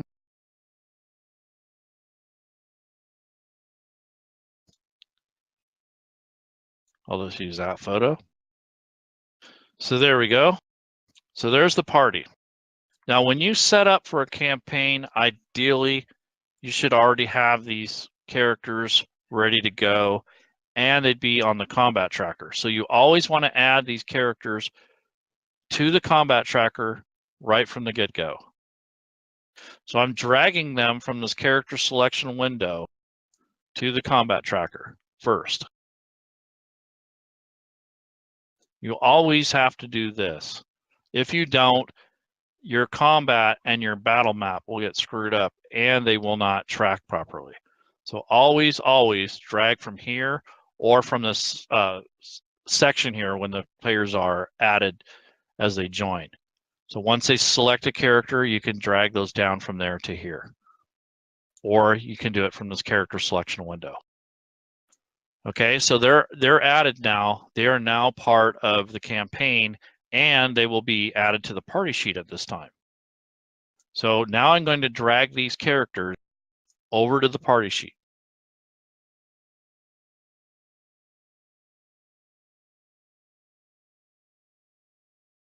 So now these are active participants in the campaign, and they're ready to go as far as play goes. Now, since I've done all this work and changes, I'm going to save my campaign by doing the / or / save and hit enter. And now I've saved the work so far.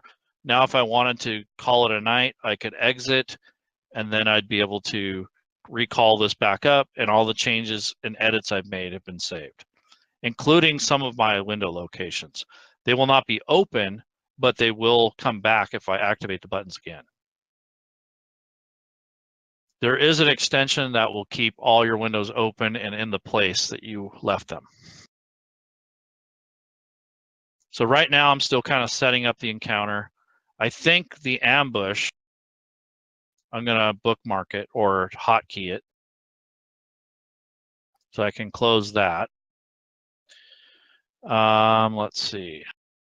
The index I've already done. I think I'm going to hotkey this.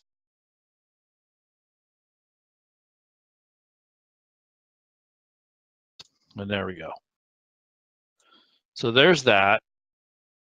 And now I have this order. So I can ask the party, once they get acquainted and once they start, I'm going to ask them, what order would you guys want to have your watch established? And so they can argue amongst themselves. And so the criminal guy says, well, I'm going to be like third watch. Dwarf is an early riser. So he goes to bed first, so he'll be first watch, so on and so forth. The noble is going to sleep second. The high elf wizard stays up all night. He's a night owl, so he's the last watch. So now you have your watch order. And the significance of this is more or less role play. So if I had a table, for instance, one of these wilderness encounter checks, I would roll on there, and if there was an encounter, I can also roll a d4 that had all the players' names on it on a table, and that would tell me which watch the encounter took place. So that's a use for this. And another thing is, since I don't have a battle map that comes with Lost Mines of Phandelver, I'm just going to utilize this map here. And so I'm going to actually set the encounter up before the players connect to the table. So I'm going to go back to my bookmark, which was this encounter. And I'm going to say that these guys are kind of weak. They're all first level. So I'm going to adjust this encounter because I'm a little worried they may not make it. So I'm going to unlock it, and I'm going to remove one of these goblins by changing this to 3. Now it's a little bit weaker. I'm going to refresh, and it changes the XP, and it will change the CR value if necessary. Or if this party was like all third level, then I might change it to 6. So it all depends on the strength of your group. So this is kind of up to you. I'm going to hit refresh now because I changed it. Now it's a CR2, and it's worth 300 XP. So it all depends on the strength of your group, the experience, and the creature types that they're going against. And there are tables online, and there are suggestions in the Monster Manual, Player's Handbook, all the core books have methods to calculate challenge ratings. I myself just kind of wing it. Yeah, if you want a useful tool, Dungeon actually has a challenge rating calculator. Right, and there's plenty of other ones out there.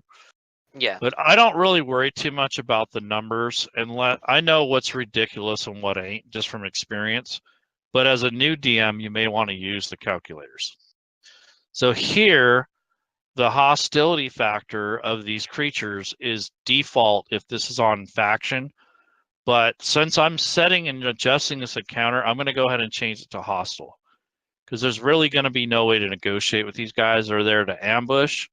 They are not there to make friends. So I'm changing this to hostile. You don't have to, because by default, when you add this to the combat tracker, they will automatically become hostile. But let's say you wanted these guys to be neutral. If you set that, then they will be neutral when they're added. But by default, they're hostile. So I'm going to change that to faction, just leave it the way it is. Okay, so I will lock this now, because I say this is the encounter that I want to set for this. But now let's say I don't like the way it is.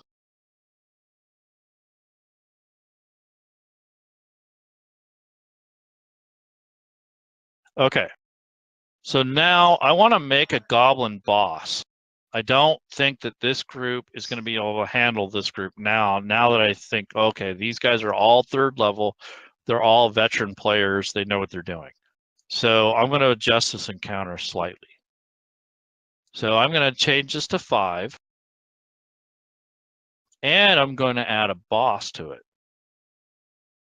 So let's see our handy dandy NPCs. All these NPCs are available for Lost Mines of Phandelver. If I wanted to, I can build one from scratch, or I can just borrow one and adjust it. Yemek's actually a boss from Lost Mines of Phandelver anyway. You just go all the way down to Y. Yeah, there is one there, but maybe I don't want that guy, right? Mm. And the reason why I'm showing you this is so that you can create your own when the time comes. So yes, there's already a boss here, but I'm going to make my own. So Lost Mines of Phandelver's here. I could just drag that boss over and call it good, but I want to show you guys something. So I'm going to get out of the Lost Mines. I'm going to go to the monster manual. Now all these monsters here are protected, and this time instead of a goblin boss, it's going to be like a orc or an ogre or something like that. So let's see. This orc war chief, that's what I'll use, this guy. Pretty tough. He's he's a challenge rating 4. So they're going to have a tough time with this battle. And he has a lot of hit points. So I may adjust this a little. So when I try to click on this, I can't. It's read only. And that's because it's attached to an official source book and it is copyright protected. So it's read only. So what I'm going to do is make a copy of this war chief, and I'm going to change it up for myself. And how you do that is by taking it and dragging it and just dropping it right back in. Now there'll be a copy of him.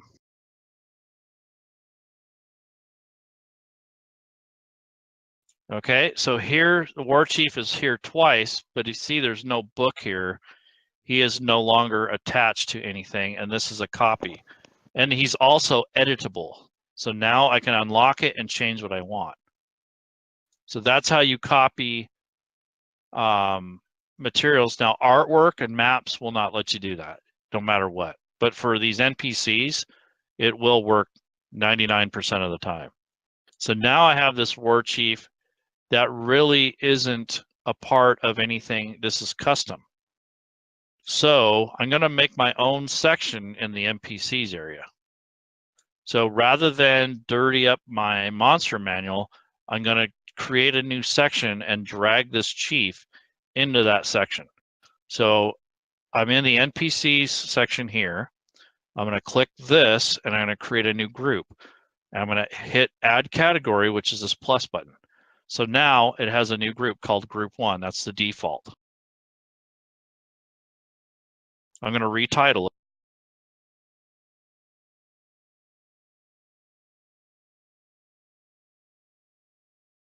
So this is going to be my own custom creatures for the module. So now that I have that created, I'm going to get out of the edit mode. I'm going to scroll down and there's my custom section. I'm actually going to fix that. There we I go. see you did it purposefully so you could go back and show us how to edit it, right? Correct. If you want it at the top of the list, you can just add a like a hash or a star or a $sign, and it will appear at the top of the list. That's something I've found to help you Correct. easily navigate to what's So you your don't, so it doesn't contents. reshuffle. Yeah. Yep. Yep, I get you. All right, so now I have this war chief. So I'm going to drag it from here into the new section. That way it's no longer in the monster manual. It is in my own custom section. So now I have this orc war chief. This is my Lost Mines of Phandelver custom creatures.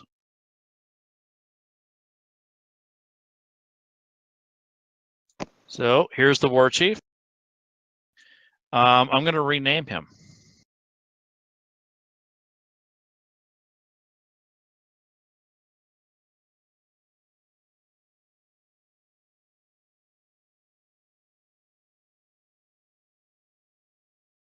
Groglor the Grotesque. If I didn't like this token, let's see if I can find another token, because it's kind of generic. Let's say I want something a little bit more spiffy. So I'm going to go to my tokens.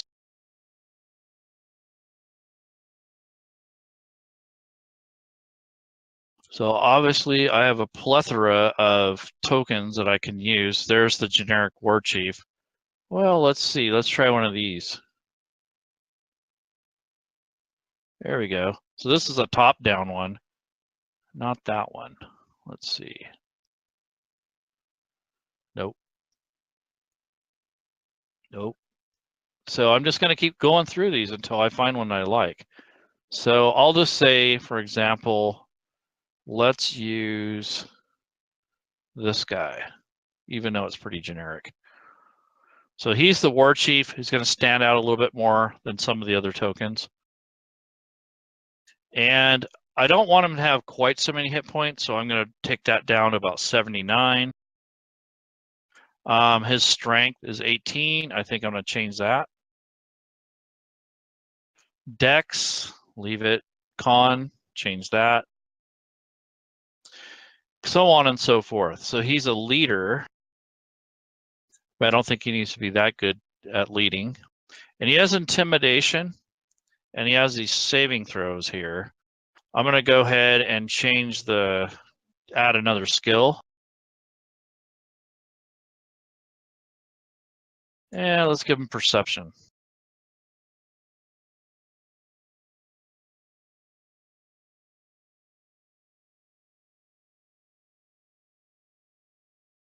So you get the picture. You can actually change this stuff. And if you didn't like his weapons, you can switch these around, so on and so forth. So now here's Groglor. I'm going to relock this. He now is a little bit different than the generic one I started with. He even has a different token.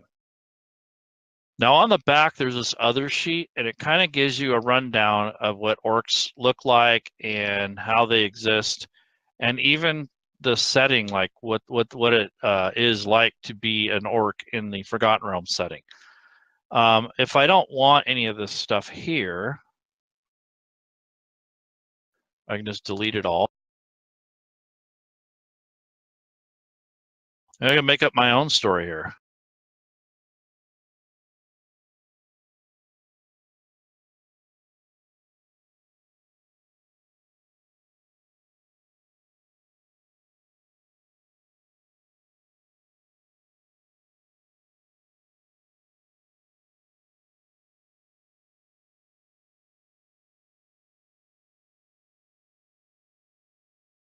Just as an example. Another thing I can do is set up some dialogue boxes. So I'm just going to do something really generic and cheesy.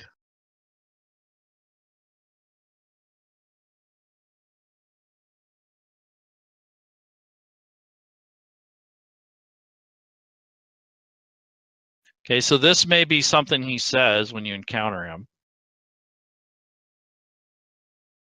So I'm going to highlight this, and I'm going to turn this into a chat window box. So I'm going to hit this formatting, this paragraph type here, and change it to a chat frame. Now when I click on this, it goes down into the chat window. However, it's basically me saying it or the narrator saying this. So if I wanted to change it to where the orc is actually saying, or the orc is saying this, what I would do is change this to him as the one speaking down here.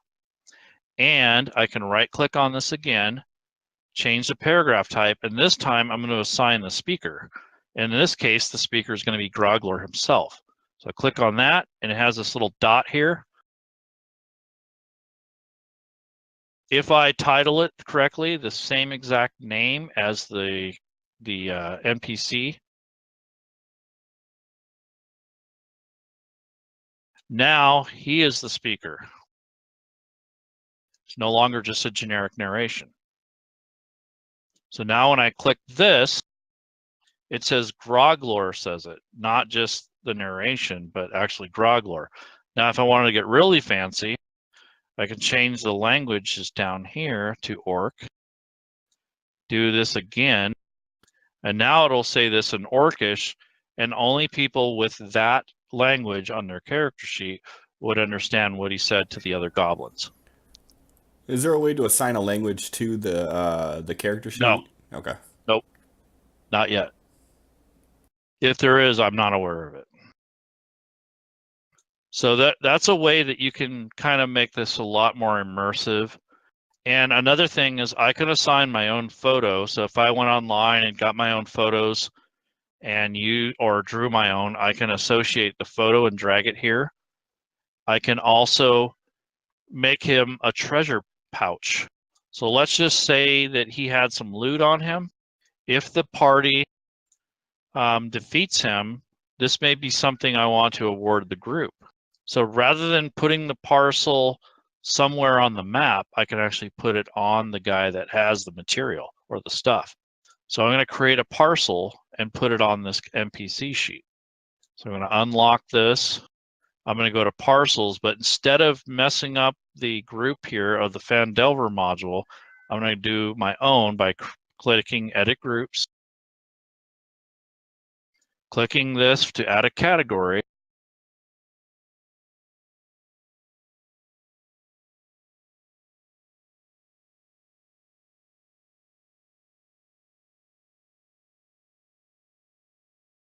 Okay, so I'm going to know that any of these custom ones I've done myself. So that's that. Now I got a new group, nothing in there yet. So now I'm going to create my own parcel. Now a parcel is just items and coins, or it could be either or both. So I'm going to say he has like 12 gold on him. Maybe not that much, 7.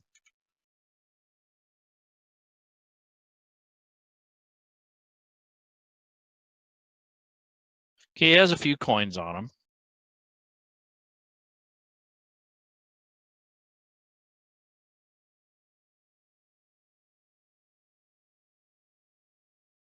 Okay, so that way I know what it's for.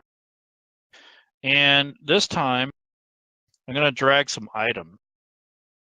So from this list here, I'm going to have to click all because I want to go through all the items that I have available to me. And let's see, what do you think he'd have on him other than coins? I would say he definitely would have an abacus because he's got to keep track of all the money for the rest of the tribe. Okay.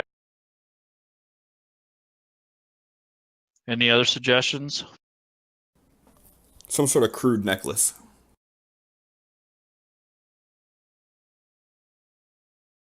Okay. And as a chief, he should probably have a loincloth of virility +2. Okay. Here's a necklace, necklace, necklace. Okay, so all these are probably magic. So I would actually create a new section and make a new item for that. So rather than dirtying up these lists, I'm going to make my own necklace.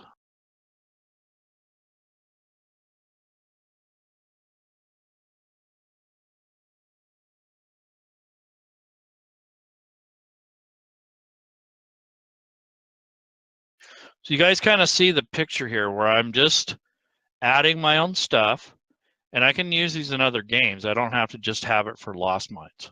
So I'm kind of creating my own stuff as I go. So now I'm going to change this and I'm going to create my own item. So add item, and now I have a generic item list. So for type, you can look at other items to get an idea of what category you might want to put it in. For myself, I'll have a new group called NPC Loot. You can name these however you want. For rarity, well, let's say it's uncommon. Cost of it, maybe 2 gold. At the most, £1, and then I put the description in here.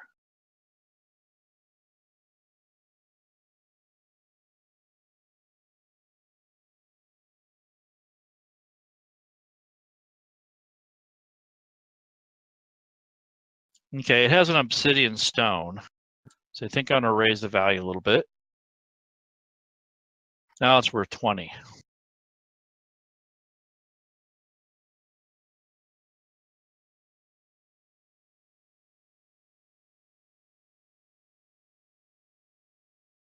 Okay, so I have my own item. It's got some value, has a type, and all this is for sorting in the list here. If I wanted to make this magical, I could do so. And you have these item templates up here and a forge. So here's the magic item forge. So I'm going to drag this equipment over. And this is the generic equipment. And then I want to add a property from another item that already exists for magic items. So let me look. What kind of magical power do you think that would have? Something to do with fear, maybe? Or protection. Okay, there's a scroll of fear, wand of fear. So something in here is going to have to create the fear. Let's see what happens. Okay, now that these are both in here. Wait, I broke that. I forgot, I have to take the template. So here's the templates. Here are the property pages, basically. Okay, I'm supposed to drag it from templates, not other items. Scroll of fear, wand of fear. So this one kind of gives you an idea of what it is, what it does, how much it's worth. I'm going to look at this. This one's worth a lot more and it has charges. So I'm going to say it's going to be more based on the scroll as opposed to the wand.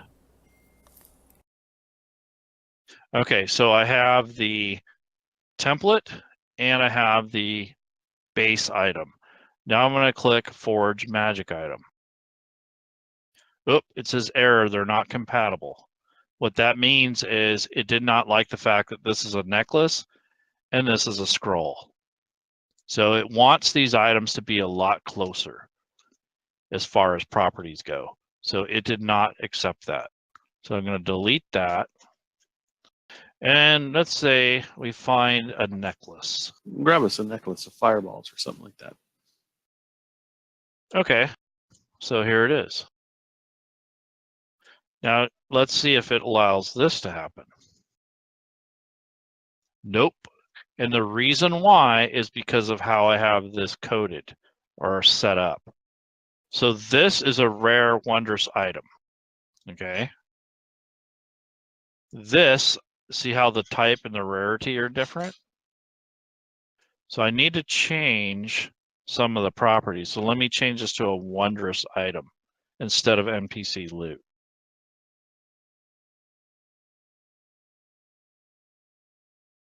Okay, so I'm going to close that. Close that. Try it again.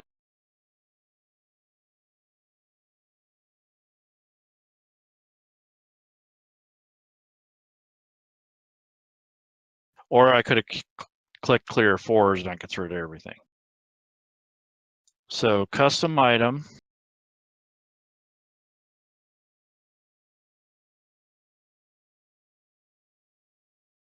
Now you can see here's the types. So you kind of want to have similar types of items. So this will be a wondrous item. And there isn't any for me to pick because I'm in the wrong category. I'm going to go to all. Now I have all these different wondrous items that should be more compatible. So let's do the protection thing you guys said earlier. So this is a cloak. Let's see if that works. Nope, because it's not a template. So I need to go to the templates, click there, and now change the type to wondrous item. Okay. Now let's see if it works. Okay, forge item. Nope, see, they're incompatible. So this thing is really hit and miss. You kind of have to know the properties of the weapon in order to get this to work correctly. And the only way you're going to know that is by reading the manual that comes with this thing, or you can even read this. It says drag and drop library magic items to this window. The magic item template in this window will be applied to each equipment entry in the equipment window when the Forge Magic button is clicked. So let's try this.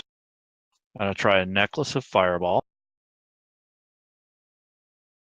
Okay. Change this item that I created. The last thing left might just be that rarity. Mm-hmm. Exactly. Let's check it out. I'm going to change this.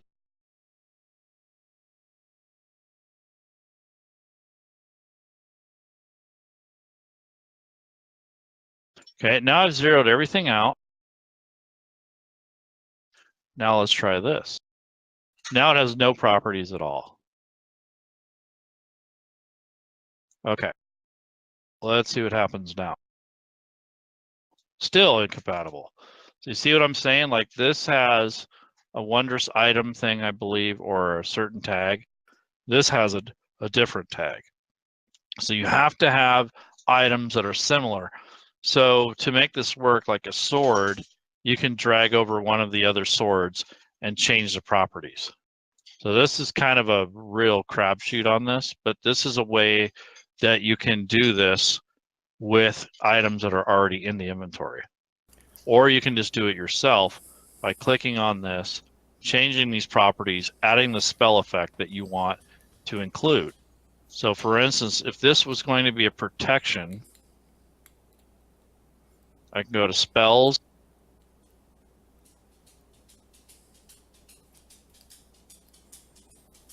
Okay, let's say protection from evil and good. So now you have a link right to the spell. You can do it this way too. So making items can be a real pain in the butt, but there are some guidelines for this to make this work. So let's see. Let's try this. So this is a template. Necklace of fireballs. Okay. Clear the forge. So here it says drag and drop library or campaign equipment to this window. So that's telling me that you should only use items that are part of a campaign or items that are already in equipment. Maybe it doesn't accept custom ones. That's kind of weird though, that you couldn't do that. All right, so let's close this. Let me see if I can find something more generic than that. Okay. A necklace string. Okay. Bunch of pearls. Small string of pink pearls. Lovely. Let's see if this works. So there's your equipment. Template. Necklace of fireballs. Now, technically, you would think these would work. So you have this and this. Let's see if it works. See, this is an art object. I don't know if it's going to take. Nope. I had a feeling it was going to do that. So this isn't a very good way to forge magic items, but I have had it work before to where you can grab a sword, grab a different sword with properties, and just drag it over. So let's try that, see if that works. Okay, I'm going to clear all that. Let's go to a standard item, like a sword.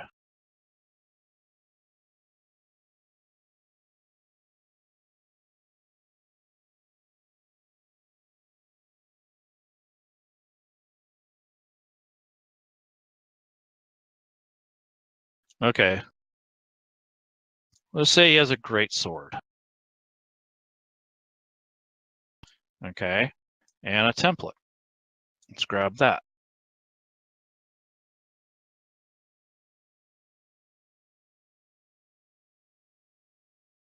Let's see if any of these will work.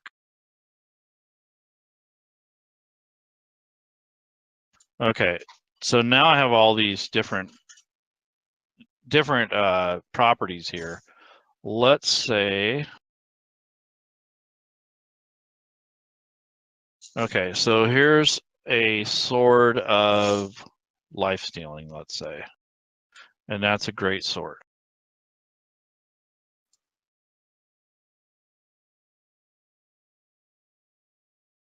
See, this one's read only, so it won't let me edit it or open that.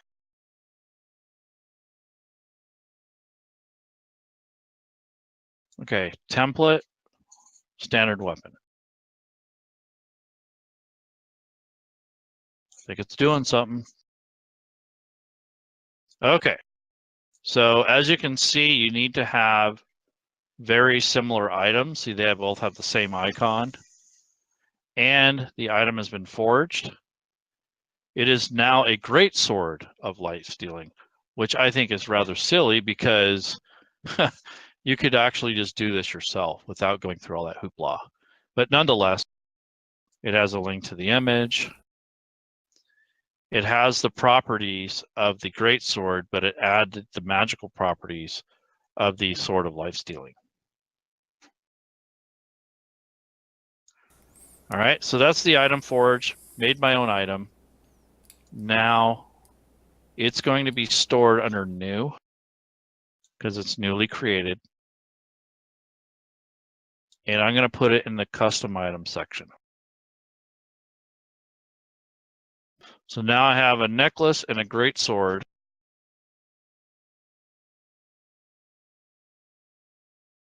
Okay, so there's my parcel. This is what's going to be on the Groglor when he's defeated. And if I wanted to get really fancy, I'd bring up the war chief himself. So in the NPCs, and I would change his weapon out for the sword. That would be the ideal thing to do. So anyways, I have the war chief's pouch. A life-stealing greatsword for a level 1 boss. Jeez. Exactly. So now, add that, and that would be in his inventory now. So I could share this with the party later if they defeated him.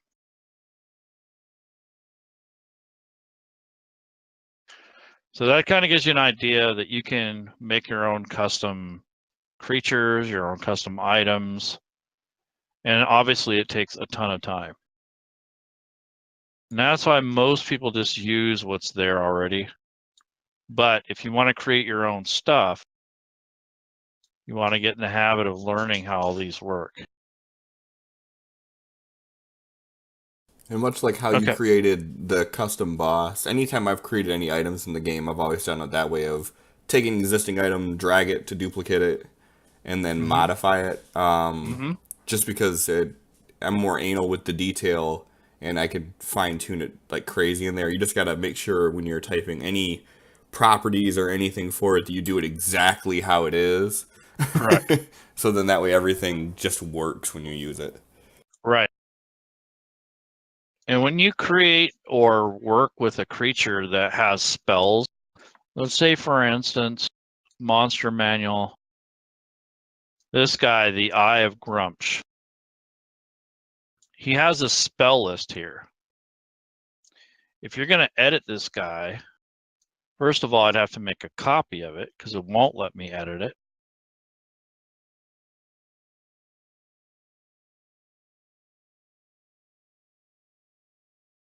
Okay. So let's say I wanted to change this to a custom spellcaster. So I'm going to unlock this. Now, if you change any of these spells, you have to make sure this list is entirely complete. And if you want to switch any of these spells out, they need to be spelled correctly. And what you have to do is delete this entire thing, close this box, reopen it, and then paste your new list in here and close the box, and Fantasy Grounds will reparse it. If you don't do that, it will not reparse the changes. It won't bring up all these spells. So whenever you change spells on a creature, you have to make sure that you delete the existing ones, close this, and that will reparse, telling Fantasy Grounds that it has no spells at the given moment. You unlock it, paste your new list, which you can just take a note over here or even a notepad and paste it back in here, lock this down, it'll reparse. If you don't, it won't recognize the changes that you made. I found that out the hard way.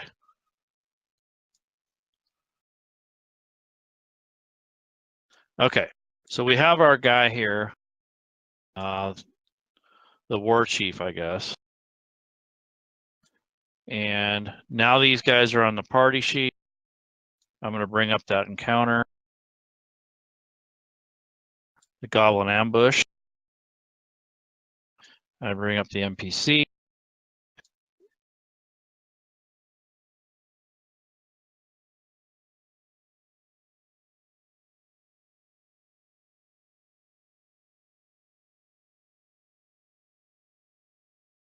I just got rid of that guy. I don't need him anymore.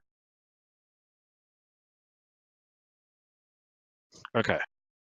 So Groglo the Grotesque is now going to be part of this group. So I just dragged him there. Now he's part of the ambush. I'm going to hit this refresh. Now it's a CR5 challenge rating and a lot more XP. And technically, if I was going to edit the module, I would rename this and make a copy of it first. And then maybe do Goblin Ambush, parentheses, Groglor or something. So I would remember that this is the one I set up and not the original. So now these guys are all set. They're ready to go. So there's two ways I can handle this. I'm setting up for this encounter. I have no battle map, but I'm going to go ahead and utilize this.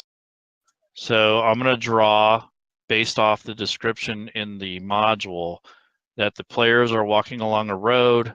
There's a couple horses in there, and they're dead along the road, and there's woods to either side of the road.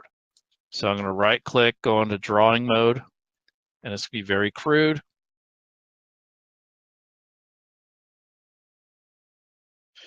Here's the road.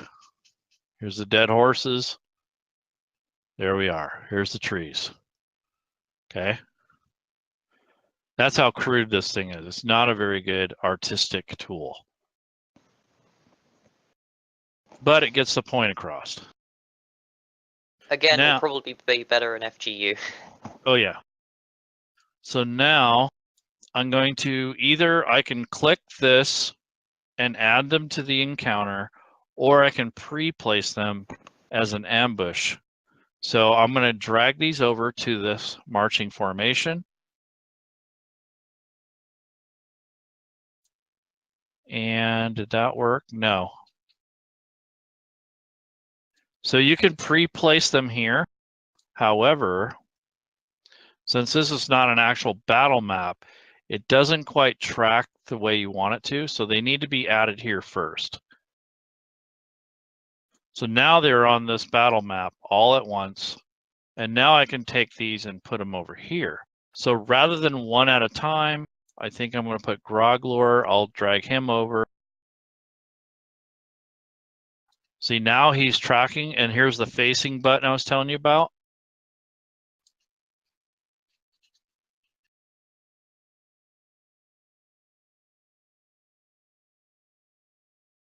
There's his facing position. And let's see. Yeah, I got that guy already turned on now. I'm gonna be using that from now on. How do you turn on the facing position again? It's in the options under tokens. Right, yep. And that's more crunch or more tactical. If you don't care about that, then don't worry about it. Yep. Okay, so instead of doing one at a time, I can actually drag all of them. Actually, it doesn't work on this because it's not a standard battle map. So I will have to drag these individually. If I had a standard map, which I think I'll pull up because I need to show you something.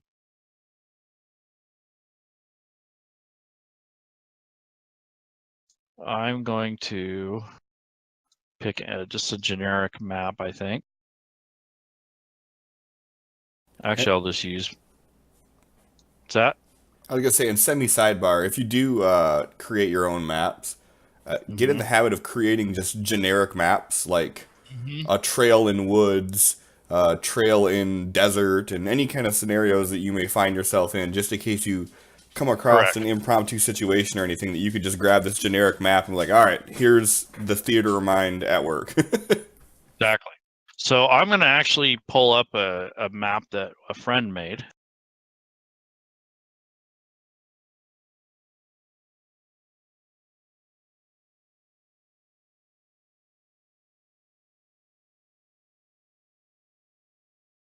Okay, one of my friends, Chris McDermott, made this module. It's called the Venmire Woods. What do you know? I just loaded it because I need it. And now it's available here in my maps.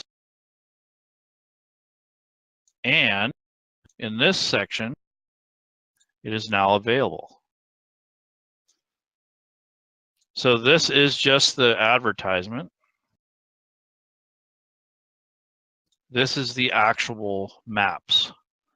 Now, what Chris has done with these maps is really incredible because they're all kind of generic. They're not really set for anything in particular, but they are an environment or a terrain.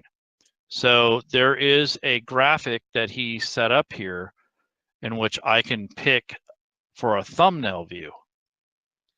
So there is the actual cover for the module. This explains how they link together. And this is the selection window. So he has a bunch of battle maps. They do somewhat connect to each other. You see how these drawn these, they kind of have a pathway that connects, but they are all separate. So for the ambush, I think I want to use this one here, maybe. So I'm going to click on this pin. It brings the map up. Another thing I helped him do is we created an actual story for this. So if I go to the story mode, let's see, and I select Venmire Woods, now we have a story mode, and this has all the tables and charts. So I had to make a table to roll these randomly. So if he wanted to do just a one-off game and didn't really care which map it was, you can roll on here. It'd come out in the chat window and you just pick it. So let's do that. So I'm going to close this other one. Close this. Close that. And see, as you can see, you get a lot of windows going when you're setting up a campaign. But once you get all this loaded and set up, it's not going to be this big mess. So now let's see. And this is also what happens when you're not prepared. So you're going to have a ton of things going on if you don't have your session ready. So now I'm going to click this. It rolled this map. There we go. We'll use this one for the encounter. What the heck? Now here again, it's not gridded. I need to change that. So I know that these are scaled roughly at 60 by 60 instead of the traditional 50 by 50 to preserve the detail. And it even says here how they are set up and what the scale should be. So anywhere between 50 and 60 is what he recommended in here. He actually states that somewhere here, how the maps are made, how they work, what size they are, even a list of what they are. And there's the map selection window that we looked at earlier. And kind of tells you what they should be, how to sync them together, so on and so forth. Here's some of his his advertising, what he offers, all that good stuff. So here it says, I recommend 50 pixels, how to grid it. So we gave them a little tips there for the people that buy the module. So I'm going to right click here, click on layers, click on grid, and now I'm just going to draw a 50 square, which roughly grids the map. So now it's set for 50. Okay. Now this is ready for the battle. So now what I'm going to do is I'm going to drag the group. I'm going to say they're starting here in this group. I'm going to go ahead and mask this thing because I don't want them to see everything.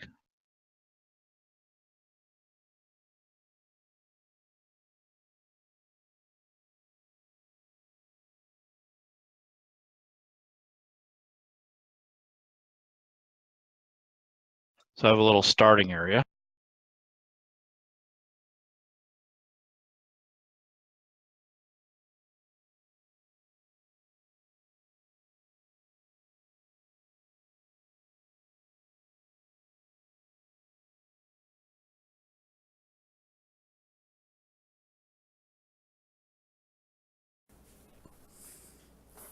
Okay.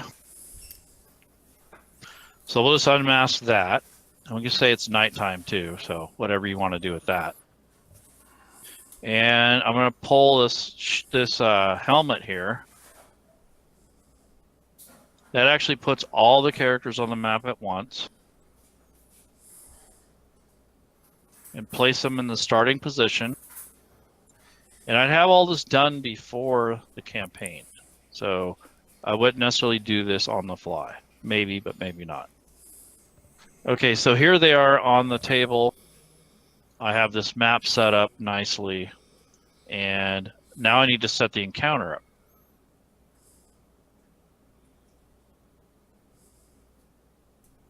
So now I have this nice map. I'm going to resize it because it's huge for right now.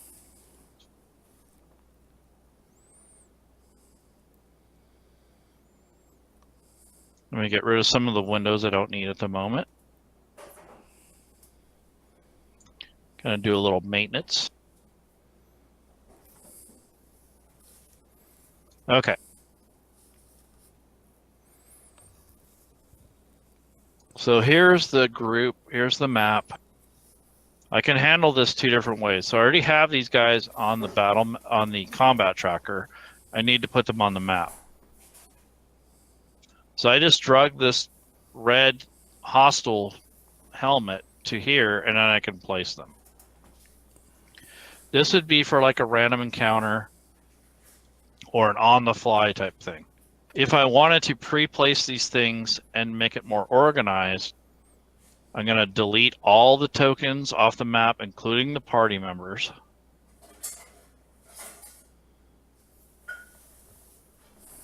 You can actually delete them all at once. On the menu here, I'm going to delete all the hostiles or the foes, and that gets rid of all of them. The reason I did that is because if you leave them over there and they're placed on the map, or if they're on the map and they're not on the combat tracker, it will break your encounter. What you do to this side, you also have to do over here. So if I make any adjustments before I place them on the map, that's fine. But once I have them on the map or the combat tracker, and if I adjust the encounter, it can break the links between the NPCs, the combat tracker, and the map. So you need to make sure that any adjustments you make between these 3 spots, it needs to be cleaned up. So if I change here, I need to change this. If I change this, I'd have to go back and undo all these. So you need to make sure that this encounter is right. And I'm going to go ahead and pre-place them. So Groglor is going to be up here. And I'm actually going to get out of I'm in the edit mode right now, or the mask mode. Okay, so Groglor is going to be up here. So his little token here, I'm going to drag it. Not this token, but this one. So as you can see, he automatically scaled down. But I went ahead and adjusted his scale because he's a little bigger. And the rest of them, I'm just going to place them along the road.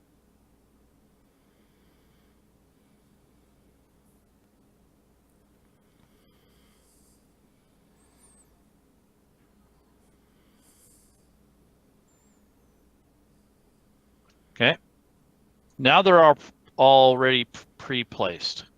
The party cannot see them because they are still invisible, and I have the mask on.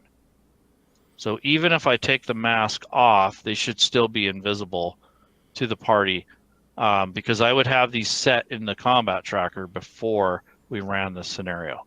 So I'm going to remove the mask just for the sake of clarity. So right now they're still invisible. Once I send these guys over to the combat tracker, they'll show up a little bit brighter, but they'll still be invisible.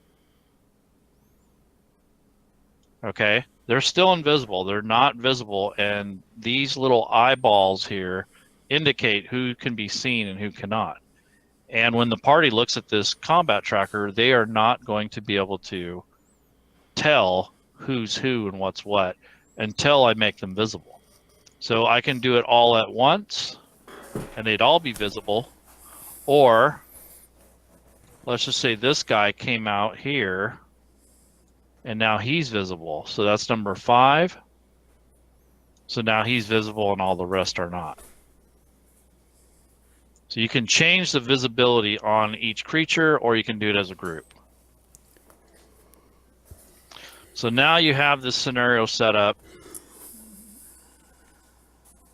And when you actually close this encounter,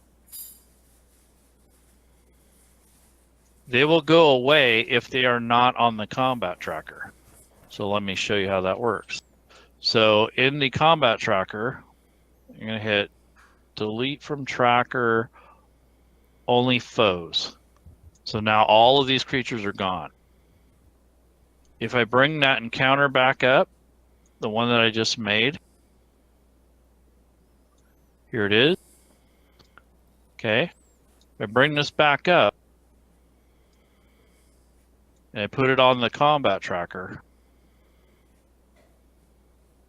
they'll show back up in the position I placed them ahead of time. Or even if I hadn't brought them here, if I actually deleted these all from here, they will disappear because they're tracked properly.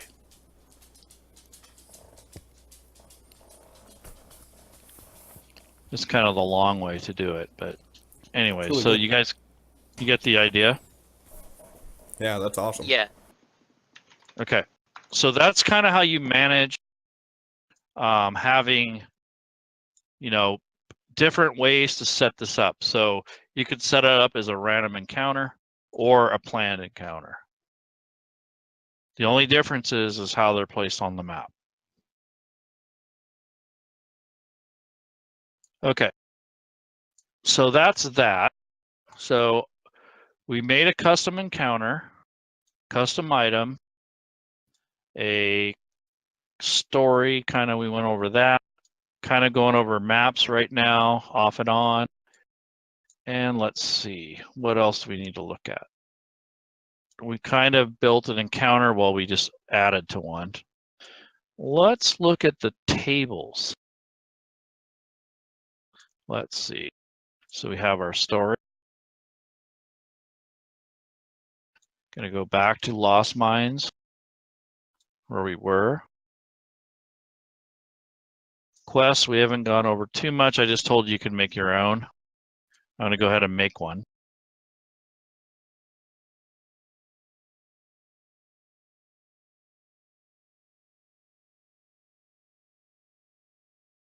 I'm gonna call this player awards, like I was telling you guys earlier.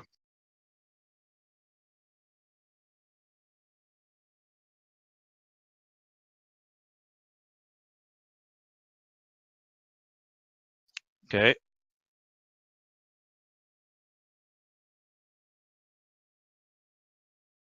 Here's the attendance. 50. Just for showing up. Has nothing to do with the quest. It's more just for the table itself.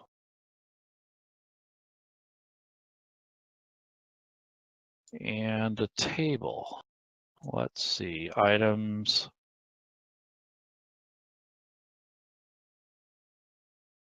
Okay.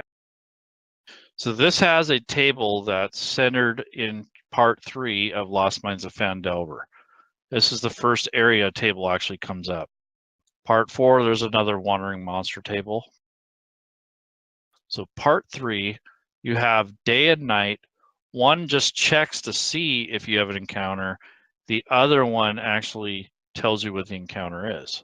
So let's go with nighttime.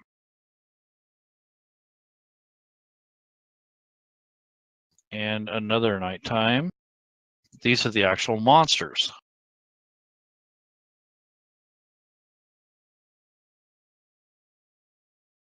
So the way this is set up is this table just tells you if they have an encounter or not.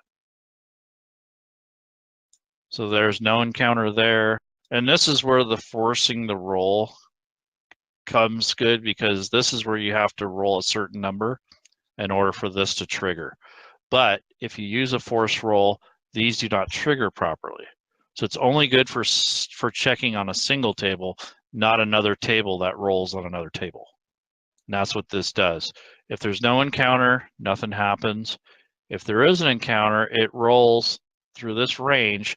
It rolls this title and has these brackets around it, which calls upon this table, which triggers this one to roll, which is a 1d12. So there's a 19, there's a 12, and the result was an owlbear. There's the owlbear. Okay? So that's how that worked. So here's your frequency, and here's what the creature is. And if you wanted to change this and adjust it like we did earlier, you can make 2 owlbears, whatever you want to do. So this table calls on this table, which is the name of this one. This information here has to be exactly identical to the title of the next table, and it has to have these brackets around it. Now, to make this interesting, like I was telling you guys earlier from that chart, here's my marching order. You guys remember that? Here's my group. So I'm going to make my own table. So I'm going to go to tables, make my own here, hit the plus button, group 1.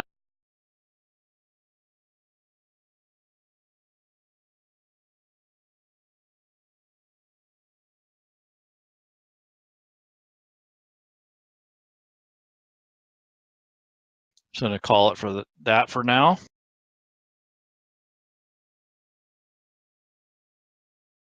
Here we go. So nothing yet. I'm going to make a table. Now this, you can create a table by size or just a generic one. I'm going to do the generic by item. So I'm going to call this watch order.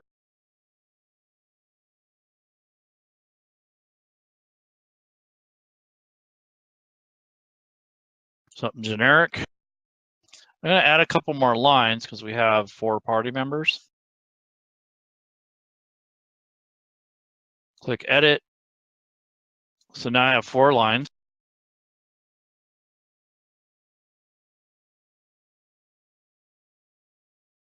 You can add other columns if you want. In this case, I don't need to. So I'm going to drag these characters right onto this table to make this list. There's the criminal, the high elf, the hill dwarf, and the human noble. So if each person is on watch in an 8-hour shift, and I know the watch order, because that's set here, so first, second, third, and fourth, when I roll this encounter and it lands on one of these characters, I will know about what time of the evening or within their rest cycle as to what happens to what character. Okay? So I'm going to roll on this table to check it in a second here, and I'm going to assign some values here. So with that party sheet, okay, the hill dwarf is first. So I'm going to put him on here. Not that it matters, but I'm going to do it that way anyway. And it will reshuffle on you. You just have to type in the numbers. So this is going to end up being an 8-sided instead of just a straight 4-sided.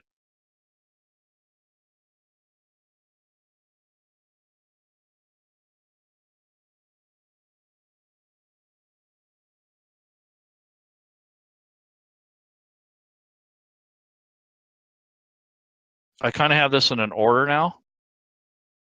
So I'm going to lock it, and it already says it's a D8. It doesn't have to be a, an even number. It could be a D, whatever you want it to be.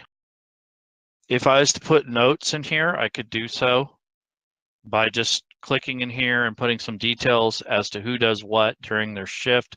Like this person here, this hill dwarf, he usually does his prayers. That's what he usually does during his rest time. The noble will sharpen his blades. This criminal will kind of skulk around the camp and check things out. The high elf will be studying his spells. So I can put that kind of information here if I wanted to. Also, if I had a sound module, I could link some forest sounds or whatever I wanted to here and trigger them from here, whatever. Okay, so now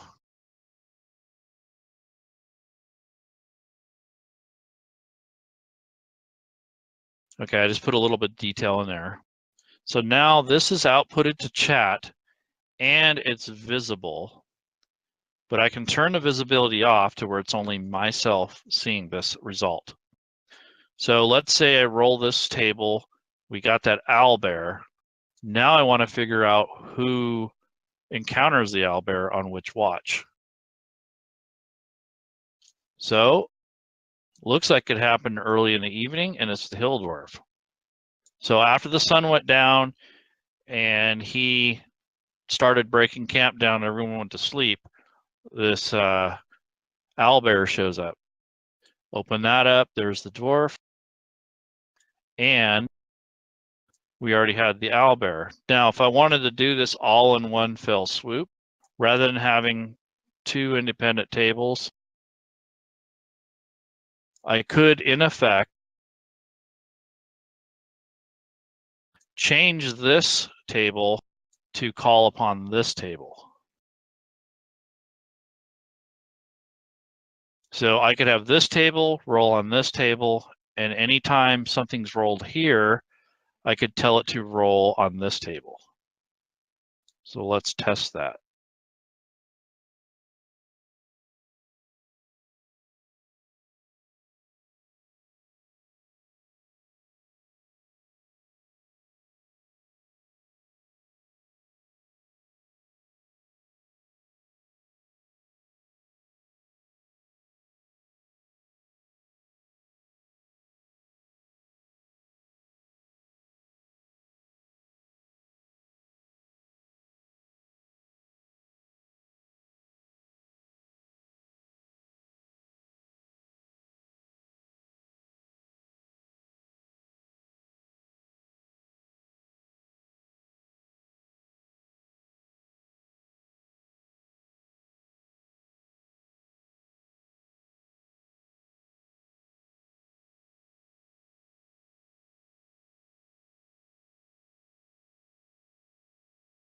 And by the way, there are utilities out there that allow you to import lists and tables and not have to hand type all this stuff in Fantasy Grounds. You can actually set up a table that you copy and paste, and it'll import the table and allow you to create a lot of these lists a lot easier. And those are third-party extensions.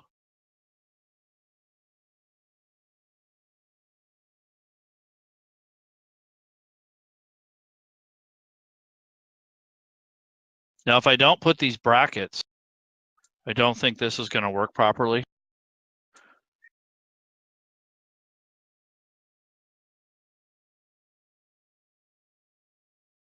But what this is doing is every time, no matter which one it rolls on, it's going to roll on this table.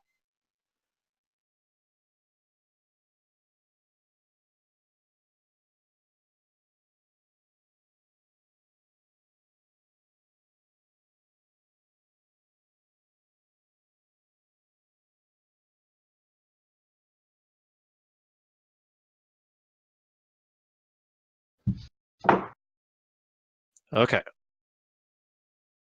Oops. All right. So now, let's see. All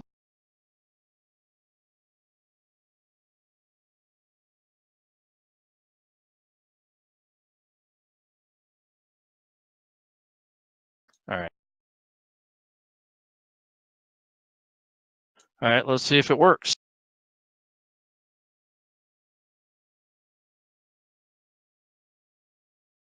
Yep, it worked.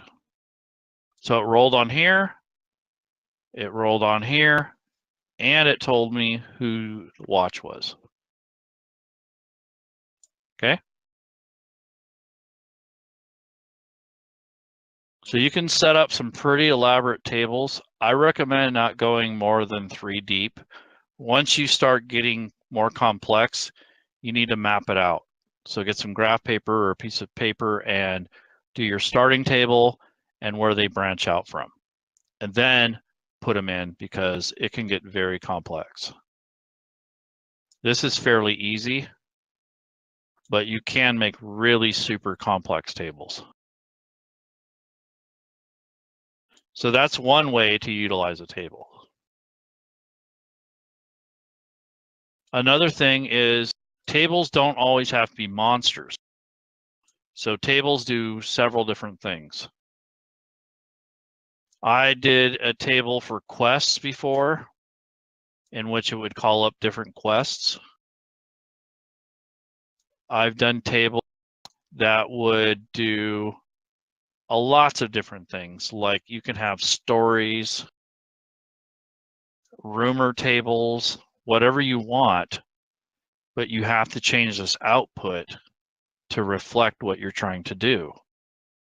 So story output would create a new story entry instead of outputting it to chat. A parcel would be good if you had a bunch of items and you wanted it to create a custom parcel on the fly.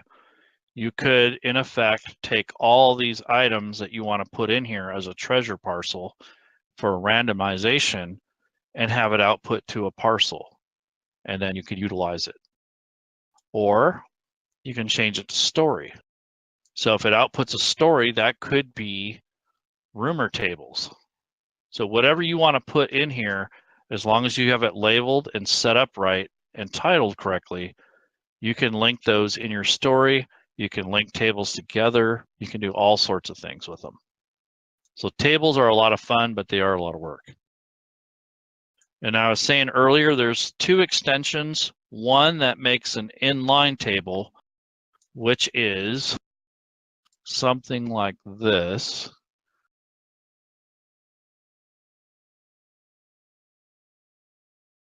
I'm just putting stuff in here.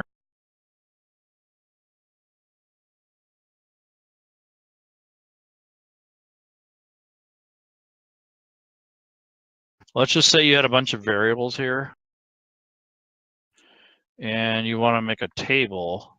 There's this kind of table where it's really not a table, it's just like a chart.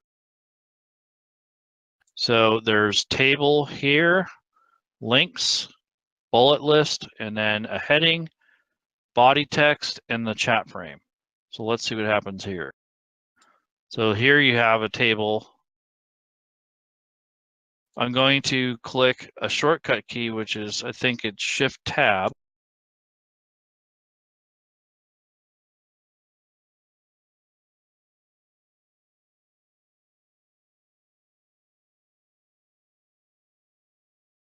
Excuse me, Control Tab.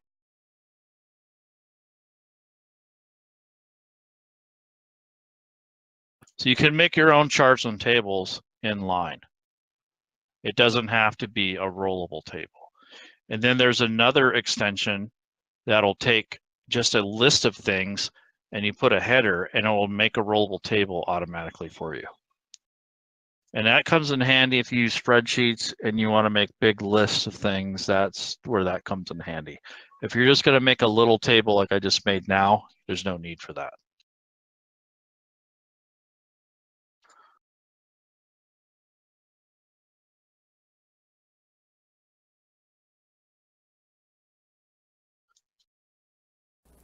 I need to get one of Okay. those extensions to add sound. Yep, that's the next step eventually. Okay, so we went over quest items.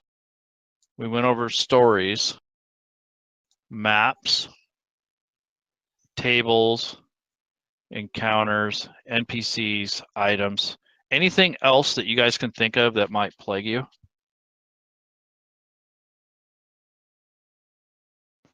Not really. Okay. So this more or less kind of shows you how the stories are set up and how the different sections are set up. I started to lead up to a combat section, which I wasn't going to sit here for another 2 hours and run the combat, but that would be a whole nother thing. That would be a whole nother lesson, basically. I showed you how to set it up, but to run it is a whole nother hour or so of showing you guys how to do that in different ways and different fashions. Also, when you are saving your campaign, when you're done, make sure you always do the right or /save when you've made edits or changes to your game. Now we're going to do the payoff here, and we'll call it a night after this. So I'm going to go over the party sheet. This is probably your best friend.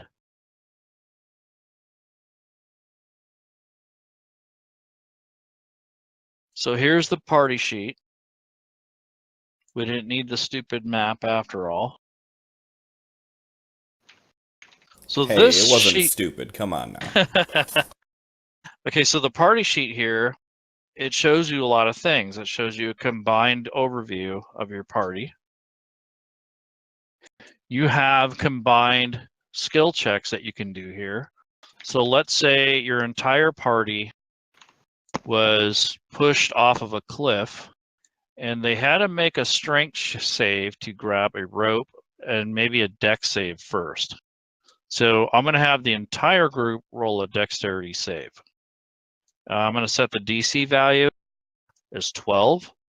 So let's say they were battling a giant. He swung his club. They all got knocked to the side. And the only way they were going to survive is to grab this rope. So anyone on this party sheet is going to make a dexterity check against this DC value. So right now, the visibility is show results. I'm going to hide them because I want to keep it suspenseful.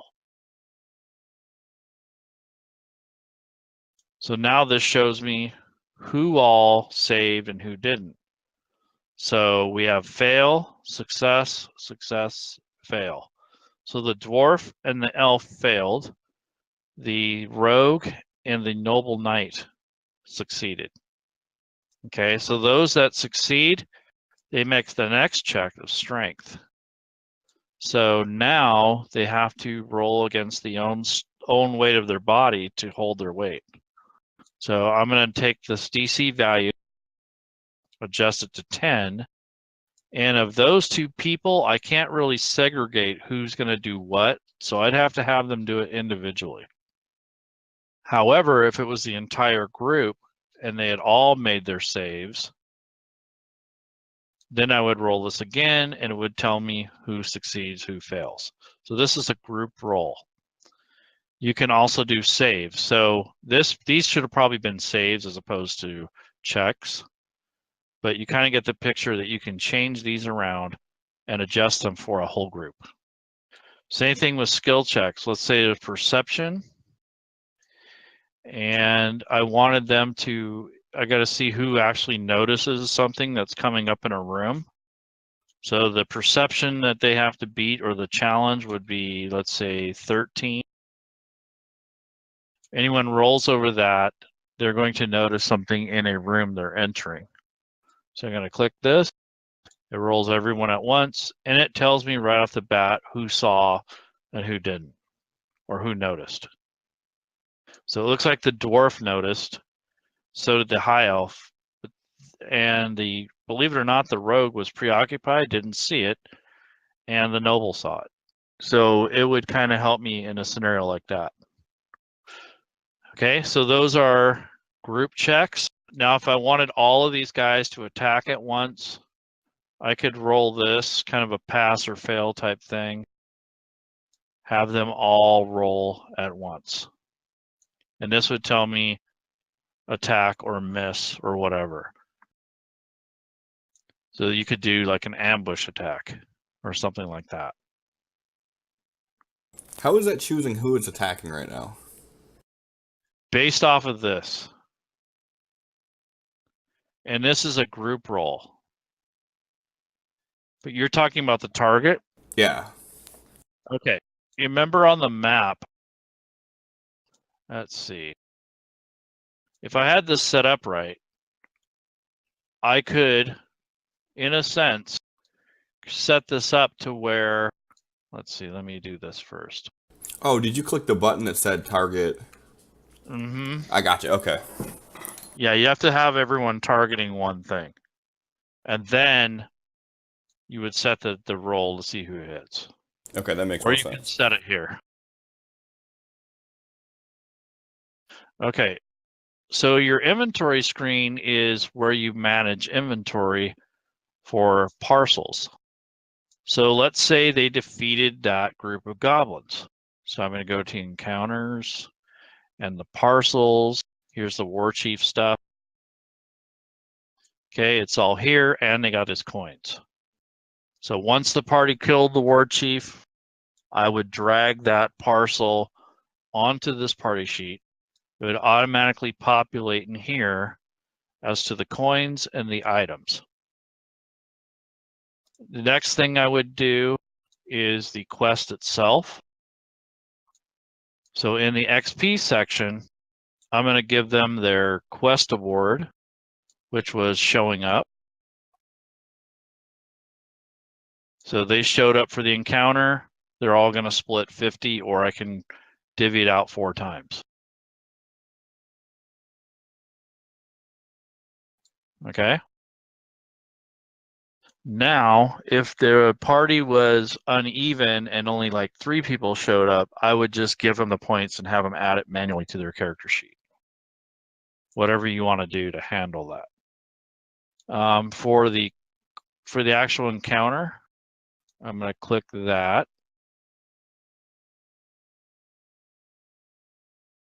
Here's this encounter. I have it bookmarked. There it is.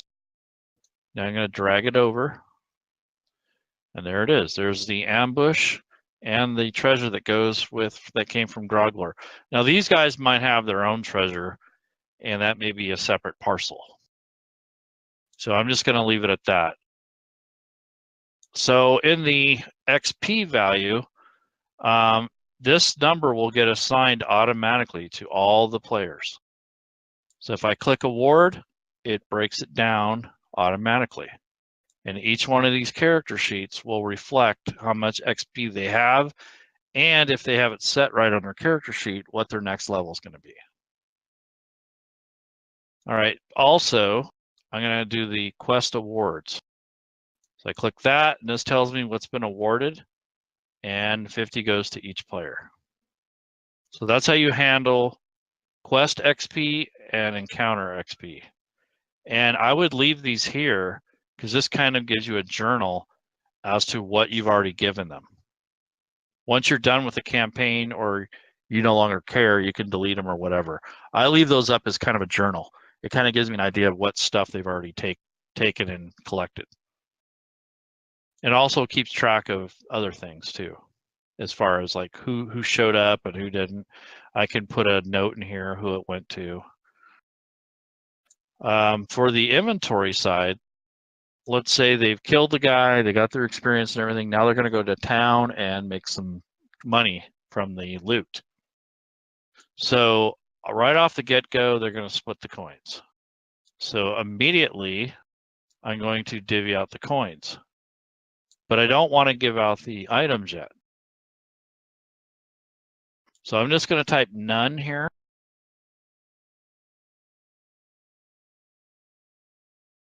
Right now, nobody is going to sell anything or collect anything of the items. Let's just say they have to get them identified. So I'm going to go ahead and click this down arrow, which will assign the coins. And now automatically they all get their share of coins. Anything that's uneven will end up staying here until it becomes even or until you convert it manually to a coin that can be split evenly. All right, so that's that. And now what's going to happen is when the party goes to a store and they get the stuff identified, let's just say the abacus, they don't want that, so they're going to sell it. This item here, they're not sure about, but they're going to go ahead and sell it. This item, the human noble wants it. Okay, he has his dibs on it. Because I want that sword, it looks nice. It was identified as being magical. Okay, so the store is willing to buy these items at 50% value of whatever the gold piece value that's assigned. This one does not have a gold piece value, so it will not work.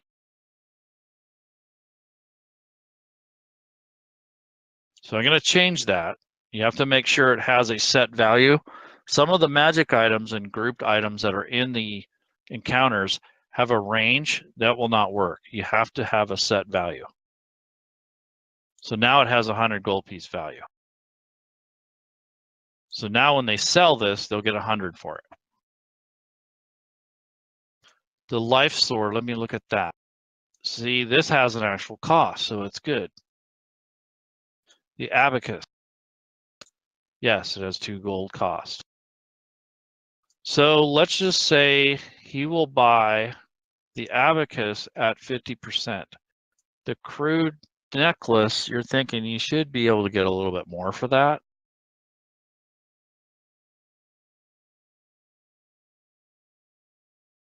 So for right now, I'm going to put none because that's not going anywhere.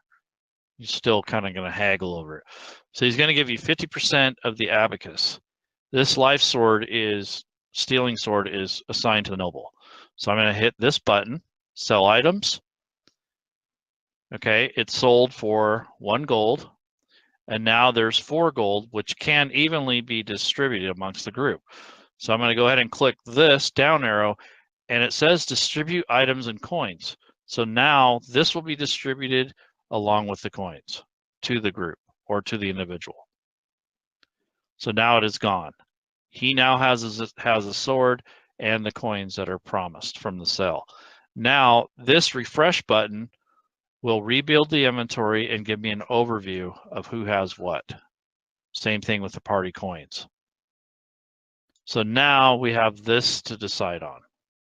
They want to sell this for more than 50% value. Let's say they role play, they haggle up. The guy goes up to 60%. Okay.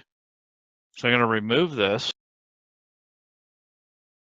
And now at 60% value, that's what they're going to get for the necklace. So now it's turned into 60 gold because it was 100. And they got 60% of the value. And now I can distribute the gold amongst the party. Now they got their cut. They each got 15 each. So any questions on that? I really need to utilize this thing more. Mm-hmm. And what's nice is if you share this inventory screen and the order, or just this screen, your group or your party can do stuff here by, let's see, bring up a PC. Let's just say the High Elf, for instance. He has access to this screen. You've shared it with him through the options menu.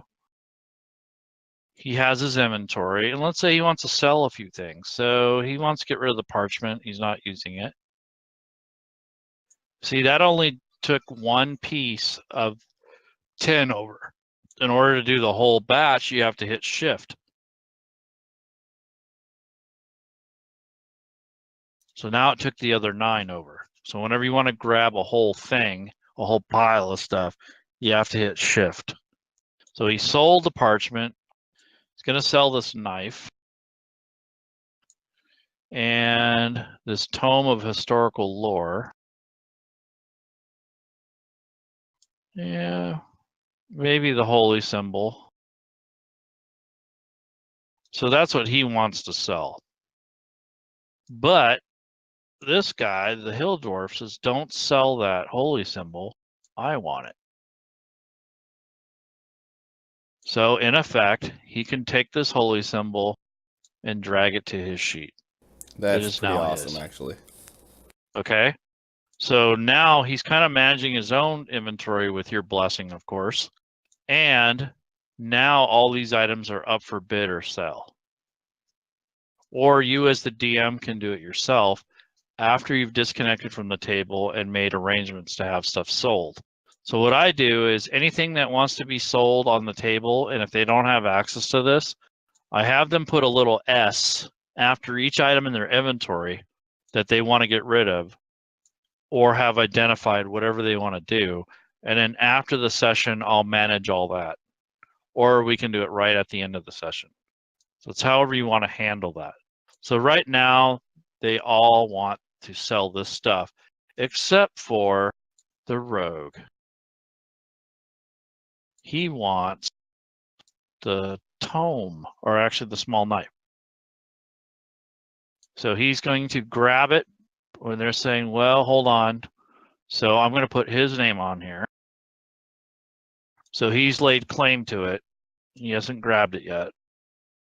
And the store guy is still willing to sell at 60% for these items, but being that they're kind of mundane, he's going to go down to 55% value. So now I'm going to hit sell. It divides the gold, or changes it to gold. And now he has the knife claimed. I sell it, they get the coins, and he got the knife. So there's different ways to handle this. So in an RP sense, this would make most sense to allow this party sheet to be viewed by everyone whenever you're in a town, and just so they can sell stuff to actual people instead of just doing it on the fly. Yep. Also, I do a thing called Market Day, where I have my group connect. We don't really actually play. We just kind of hang out and bullshit, talk about the session. I open up my table. They come here. I share the sheet with them. They do their buying, selling, and trading. Then I call it a day. That way it doesn't interrupt the game. If, for example, you needed to do this during gameplay because the guy at the store has a quest item or a quest story, then you might have to play this out in a session. But if there isn't anything in the store that's going to affect the plot, or it's not going to screw up any of your timelines, then you can do this outside of the regular campaign. And that's show inventory to clients, right? Yes. Perfect. So if you want to, mess with this outside of your session, I recommend that, especially if you're streaming. But if the store owner has a role-playing item or has something to say role-play wise, then you're probably going to have to play it out. Oh, I would do that anyways. We've had trysts with merchants and whatnot already, so yeah, it's too much fun to pass up. Correct. But I'm just letting you know, if you want to save time, you can do the market day thing. Yeah, that's sweet. So basically, this shows also on the party sheet now what XP they had. It'll automatically send the gold and the XP to their character sheets. Any manual adjustments that you need to make, like the attendance award, if only one person showed up, and I'm not going to remove them from the party sheet. I'm just going to manually have them add it to their character sheet. So I don't want to take them off the party sheet. I could and just award that one player, but that's too much work. And that would be the only way to award a single person something. I think so, yes. Okay. Now, you might be able to drag the pin over. I haven't checked that yet. Let me see.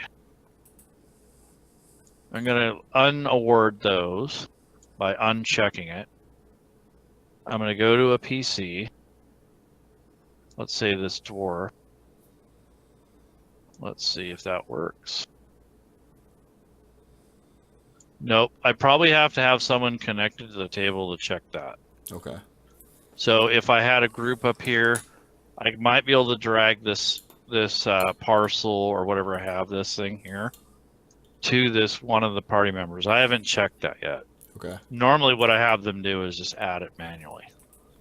And then, like, similarly, if you had a particularly greedy PC who wanted to sell, and only they wanted the money, they didn't want to split it with the party. Mm-hmm. It'd have to be the same way then, right? Yep. Okay. So that's a good way to handle that. So that party sheet is your best friend. I think that's the best feature that Fantasy Grounds has, or one of the best features. And that's one of the ones I've used probably the least. Mm-hmm. Yeah. I mean, if you're just winging it and stuff, then don't worry about it. Well, no, like, If see, a lot of the times we'll, you know, after they have a large encounter and whatnot, they'll be like, all right, we're searching the bodies, what do we find? And I'll come up with, and it's usually on the fly. I usually use the Dejan site. Because they have, like, where you could create, based on the CR level, like, loot parcels, like the entire thing of what they found if it's an entire encounter. And then I'll just tell them, like, all right, you found 28 gold, you found a ruby necklace, you found this, and I make them manage it themselves. But if I did something like this, I'm actually just thinking of ideas in my head of, like, maybe creating random loot tables, build the custom parcels, and then just drag it in there and divide it up that way. Yeah, it makes it a little easier if you do the work up front. Or if you want to just keep the way you're doing it and let the party do the work. I mean, there's really no set way to do this. I don't want you guys to change what you're doing. I just want you to know what's there. No. I'm all about, like, simplifying the process by putting more work up front and then not needing to on the back end. Yeah, I feel like this both like has its own benefits. One way, there's less work and more a spur of the moment type stuff. And another way, there's preparations and good flow to the game. And so what I would like you guys to keep in mind is whenever you're dealing with artwork, make sure it's copyright free. And if it isn't, that you're just using it for your own self.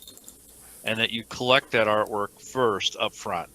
So if you want to use a bunch of custom images, you want to get those first, edit them, put them in your campaign folder. In the images and map section, you should name those accordingly so you remember what's what, and organize them, and then associate them with whatever you need to throughout your story or your NPCs or whatever you're going to use them for. Artwork seems to be a real pain in the butt. It's harder to create a story and then go after the fact and try to find all that stuff. It's easier if you find the artwork first, edit it, and build the story around the photos, as opposed to trying to find a photo at the last minute and not really knowing what to do with it. So if you're going to use a lot of artwork, think of that ahead of time. If you don't care or it's not a big deal, don't worry about it. But maps and artwork, you want to have those set up if you can prior. That makes life a lot easier because it's already in the campaign folder. You just have to organize it and link it to where it goes. When you're playing, you have no time to go to the internet, grab images, and do all that stuff. It's really time consuming. Oh yeah, So for any sure. any process like that, you want to have that done before. You want to have all your shortcuts on your hotkey bar you want those to be, set for what you need for that session. Once you're done with that session, you can readjust those and delete them and add and take away other stuff. Now, I haven't even hit on building characters. How are you guys doing that? Like, how does that process work for your table? Well, we just did. So Sin actually just jumped in on Thursday, and we had him. Well, on Wednesday, I had him build a character off stream. Okay. But he went through and had most of his stuff planned out, like from the books first. Good. That's good. And then we just kind of had to piece it all together in the system as it went. Okay. But Now, what order did you say that you think, like, you advise to do in Fantasy Grounds? Oh man, that's a whole nother class. However, I'm going to tell you the short of it. The short of it is, write this down, remember it, because you will benefit from all the automation if you do it this way. Yep. Okay, you want to do your ability scores first, no matter what. I recommend doing background second, because that's your profession before you became an adventurer. And then race after that. And the reason I say that is you can interchange race and background if you like. However, the skills and the special abilities you get from your background are static. They are not dynamic. When you pick a half-elf, for instance, you get a skill choice in which your background has already given you a skill, and you have a choice to change the skill as you add your half-elf race. And at that point, you already know what you have, right? Because you picked it from your background. If you did it in reverse, your background would put a skill in regardless. You don't have a choice. So that's why I have it in that order, because you can look at your skills tab and you'll already know what you have and you won't double up on your skills. And then when you pick your class, it's going to add the skills or have you make choices in which you already know what you had because you have your skills list. It doesn't force it on you, it has you choose. So when you pick your background, you don't have a choice. But when you pick your race and your class, you have a choice. So in the order of creation for Fantasy Grounds is attributes, background, race, class, and level. Perfect. Now, you guys know how to level, right? Yep. And how's that achieved? With going into the character sheet, clicking on the level, and then you can add your levels through there, plus the if you do any multi-classing. Right. Okay.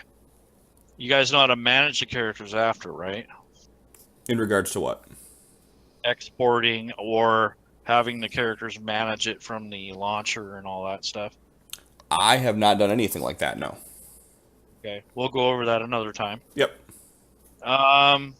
Also, when you have effects and things on your character, are you utilizing the automated effects, or are you just kind of doing it like a tabletop and doing it in your head? No, I've been doing automated. I've been using the built-in ones that were there, plus some of the ones that are in the that aren't quite for 5e. Mm-hmm. I just like the flavor of them, so I've been using some of the extra ones too. But I do it all through the actual effects window and all that. Okay, that's cool. once you're a little bit further along and more comfortable, you know that there is a package that Rob Tui built, Yep. and all the 5th edition stuff is done. Everything. Yep. Magic I items, actually got all that already. backgrounds. Okay, cool. Then Yep. you know I what I'm bought talking about. all the skills for the whole pack that he has for class abilities, racial abilities, all that kind of stuff. Right. Yeah. And he also did all the magic items. I did That's a not whole get any of those yet. Yep, I did just the one for. Well, maybe Right. I don't know what is all included with it. It was the one for. You get race, class features, spell effects coding, and feats. Yep, that's the one that I got. Then the other one is rings and wands and swords and all that stuff.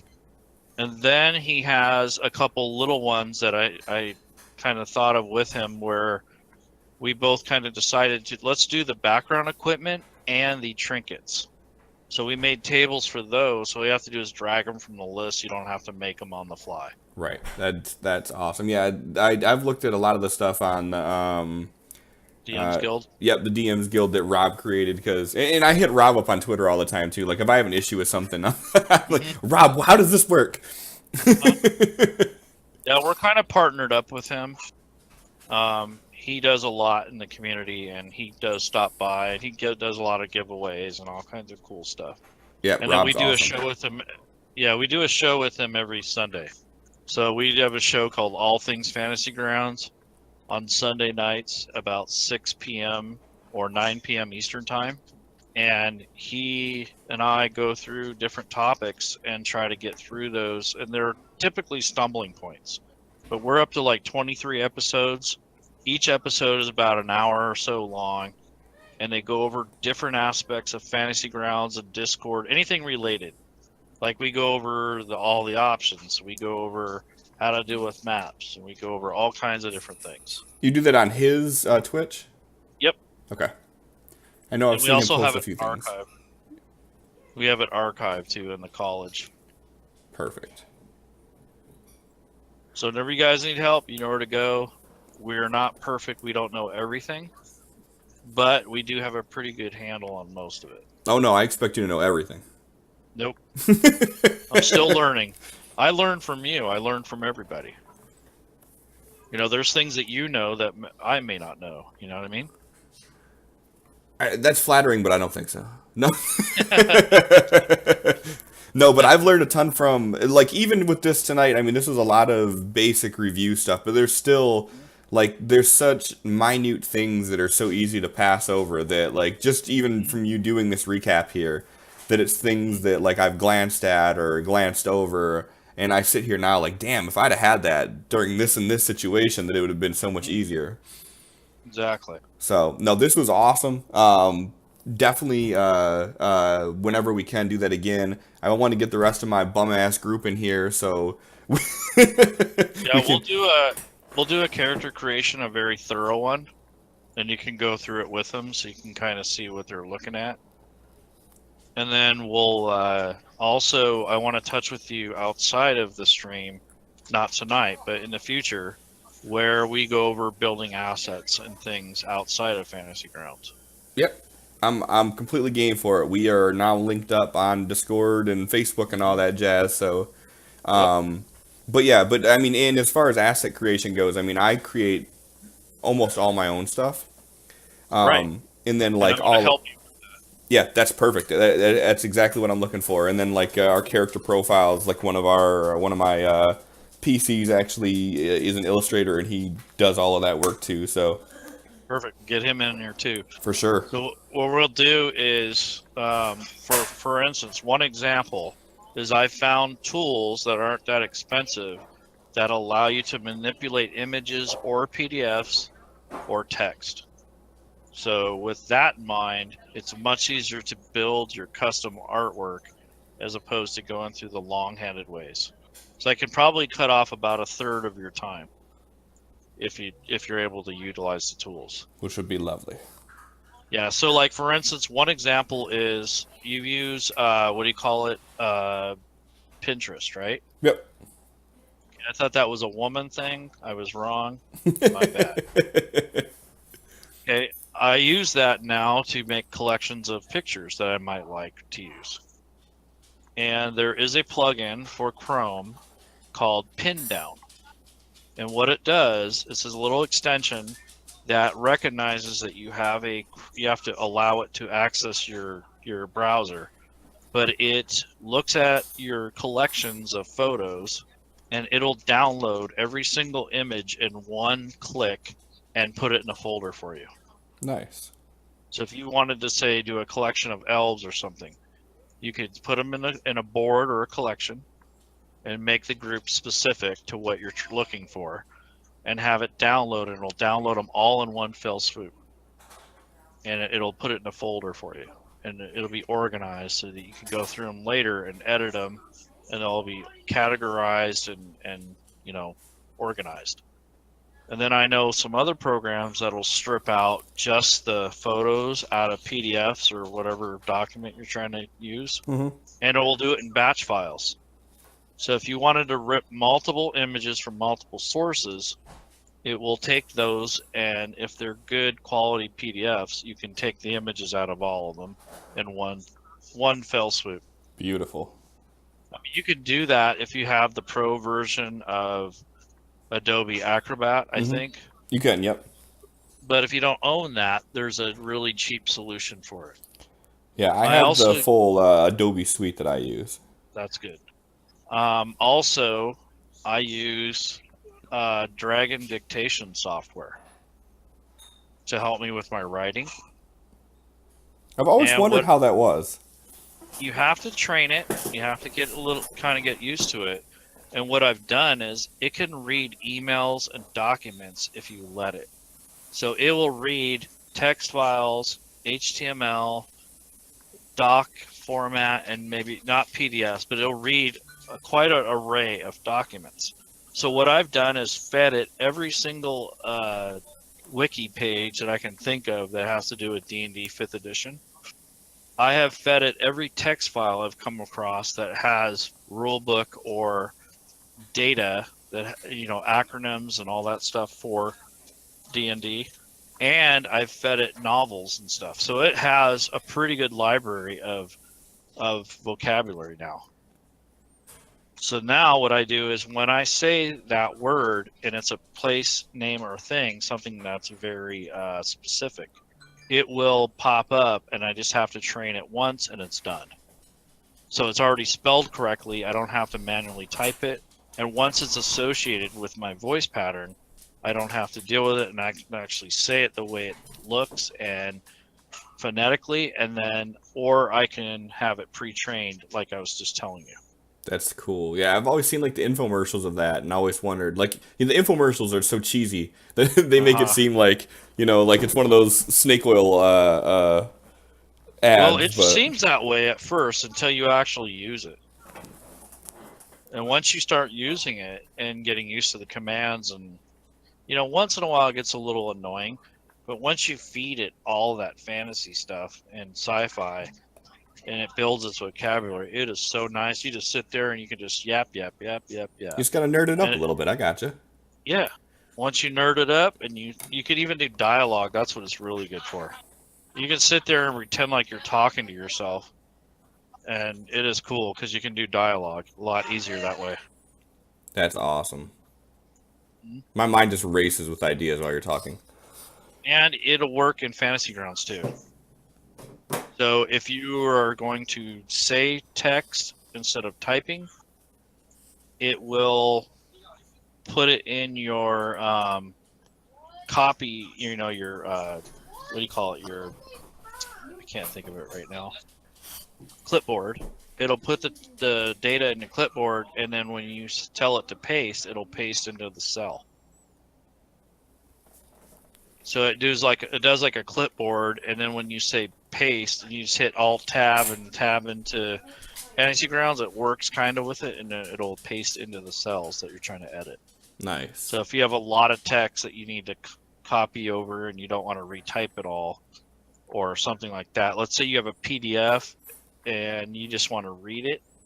It'll take that data, and then you can just copy and paste the clipboard into Fantasy Grounds or into a note document. That's awesome, yeah.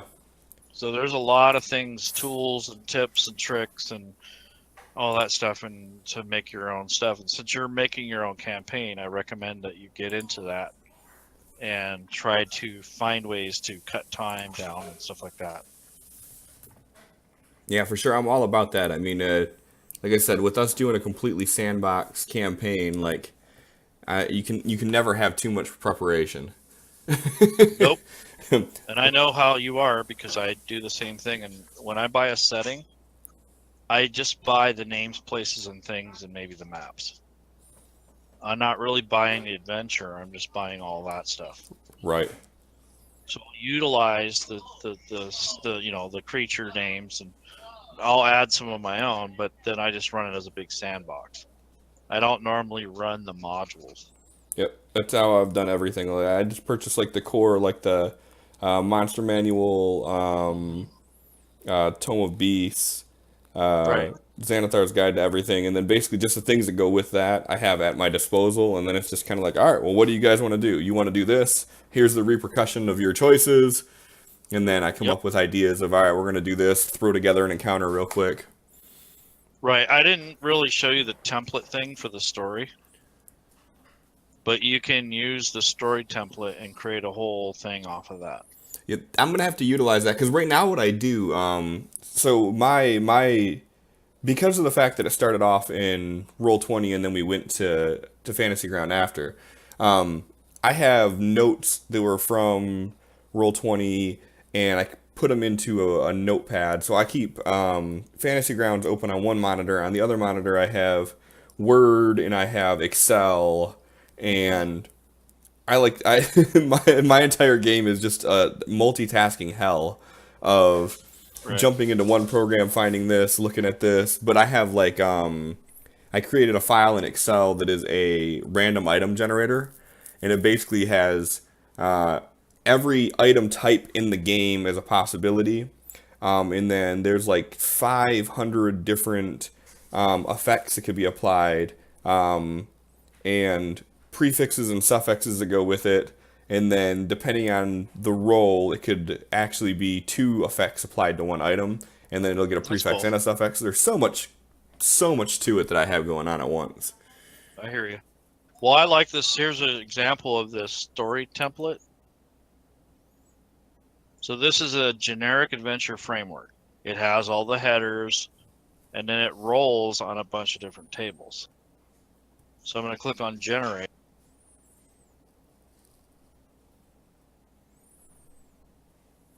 And now you have your adventure outline. Oh, sweet. Is that something that's standard with it, or is that something you gotta buy? It's standard. I think it comes with the Dungeon Master's Guide. Perfect. And Okay. you have a party's goal. In this case, it's to retrieve an object from inside a secure location in a settlement. The main villain is undead with any agenda. The villain's scheme is immortality. Become undead or obtain a younger body, which is cool. The villain's methods is confidence scams, fast talking. The villain's weakness is the village is weakened in the presence of a particular artifact. The adventure allies is a disguised monster. The adventure patrons might be a local ruler. Location details, you can fill that in.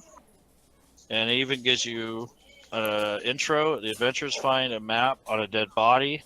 In addition to the map, setting up on the adventure's villain wants the map. And it has a climax, a framing event, moral quandaries, a plot twist, side quest. And that's one roll. Yeah, that is awesome. And we have a guy in a college named Pro Novus that has made his own similar type thing. And it's all these tables, and it just does all these different dice rolls. And what it does is it sets up a lot of different things for you on the fly. And he kind of uses it in a West Marches kind of scenario. Nice. Yeah, I could see this being super useful for even random subplots and Mm-hmm. Or writer's block. If you get up one day and you can't think of anything, there you go. yeah. Where's that one under? DM's guide under the story templates. Perfect. So go to story, and then when you click on that, there should be some templates. So on the top left, where the story box is, it says templates. And then there's all your varieties. You have artifact properties, magic item backstories, all kinds of stuff. You can also make your own. I really like the urban chase planner. That is cool. Because basically you set up the chase and how many participants, and basically it goes for 5 rounds, and it gives you the order of what happens to each player. It's really cool. Yeah, we actually had a situation where this would have came in really handy when they first got to the capital city. Obstacles. Yeah, it has obstacles. So it tells you what happens to each player as they're going through the chase. And then you just narrate it the way you want as it plays out in the game. So it kind of tells you who goes where, and you have to make checks along the way. Like participant number 7, a crowd blocks your way. You have to make a DC 10 strength of athletics or dexterity or acrobatics, your choice, to make your way through the crowd unimpeded. So in a 6-round chase, these are all the different, one of the variables you can come across. That is phenomenal. And it looks like in Xanathar's guide, they have magic item awards, and that you can make is cool. Random demons and all kinds of stuff. Love it. I will definitely be utilizing these now. All right, guys. Well, it looks like you guys are the last 2. Thanks for coming by. I'm sure you'd like to go to sleep soon. So, hey, man, thank you for taking the time to do this. This was phenomenal. Yep. So, yeah, this was awesome. So this is what we do here at the college. So, you're not always going to get this thorough of a class, but we have a lot of good volunteers that know a lot of stuff. That is awesome. Yeah. So for stream's sake here, plug away. Okay, so if you guys need help, come on to Fantasy Grounds College. You can do a Google search. You'll find our webpage. Our actual join code is right on the front page. It's at fantasygroundscollege.net. We are actually called FG College now, and that is another way you can find us. We're on Twitter.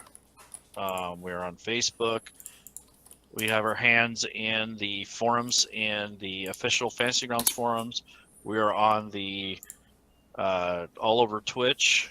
We also have affiliated streamers that are, advertising for us. We have, let's see, Reddit forums. We're up in there. Also the Steam forums for the product reviews for Fantasy Grounds. So we are not affiliated with Smiteworks or Fantasy Grounds, but we are a community-based group. So all the things that we say and do are coming from the community. We are not acting on behalf of them. And for all the links, Twitch, it is at Fantasy Grounds College. On Twitter, it is _FG_college_. And then the website is fantasygroundscollege.net. Correct. And I put all the links in the chat here too, so. Appreciate it. No, I appreciate you, man. Thank you so much for doing this. This was awesome. We will definitely have to do a 102. Yep. Yeah, we'll do a 102, and I want you guys to do character creation, a very thorough one. And then that takes about 2.5 hours. So hopefully you have the attention span for it. But it is something that is a necessary evil. It's something you should probably do.